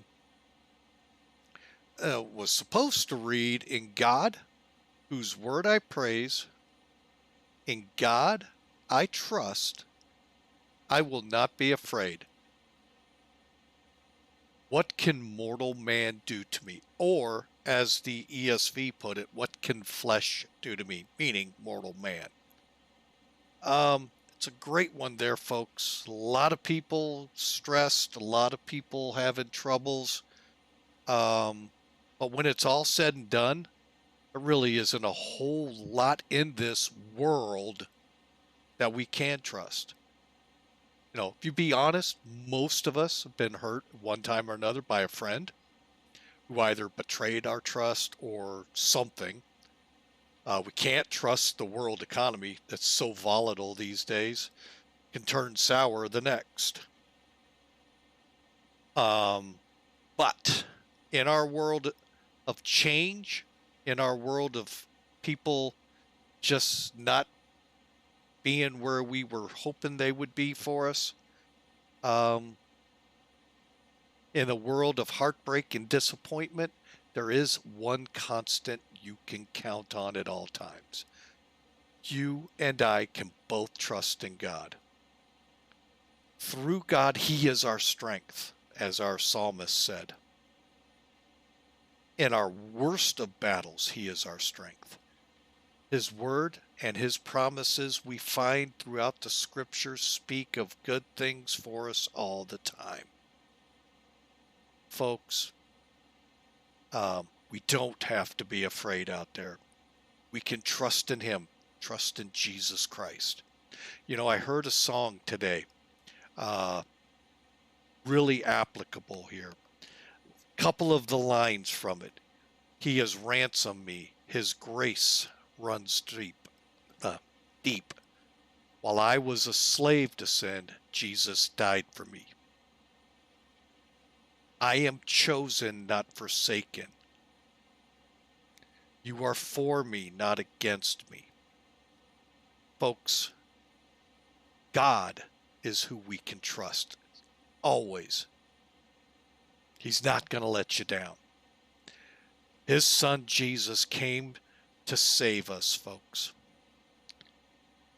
Jesus ransomed you with all of His grace. He ransomed you from the slave of sin. He died on that cross so that you would rise up so that when He rose up out of the grave, death was defeated, His arms wide open to welcome you, if all you did was simply believe and have faith. Two words, very complicated. But folks, you just have to believe Jesus is the Son of God. He died for you. He died for your sins 2,000 years ago. Yes, someone sacrificed for you. And then simply have the faith. Have the faith that Jesus Christ will come to you. I hope you all have a great day. God bless. We'll see you tomorrow.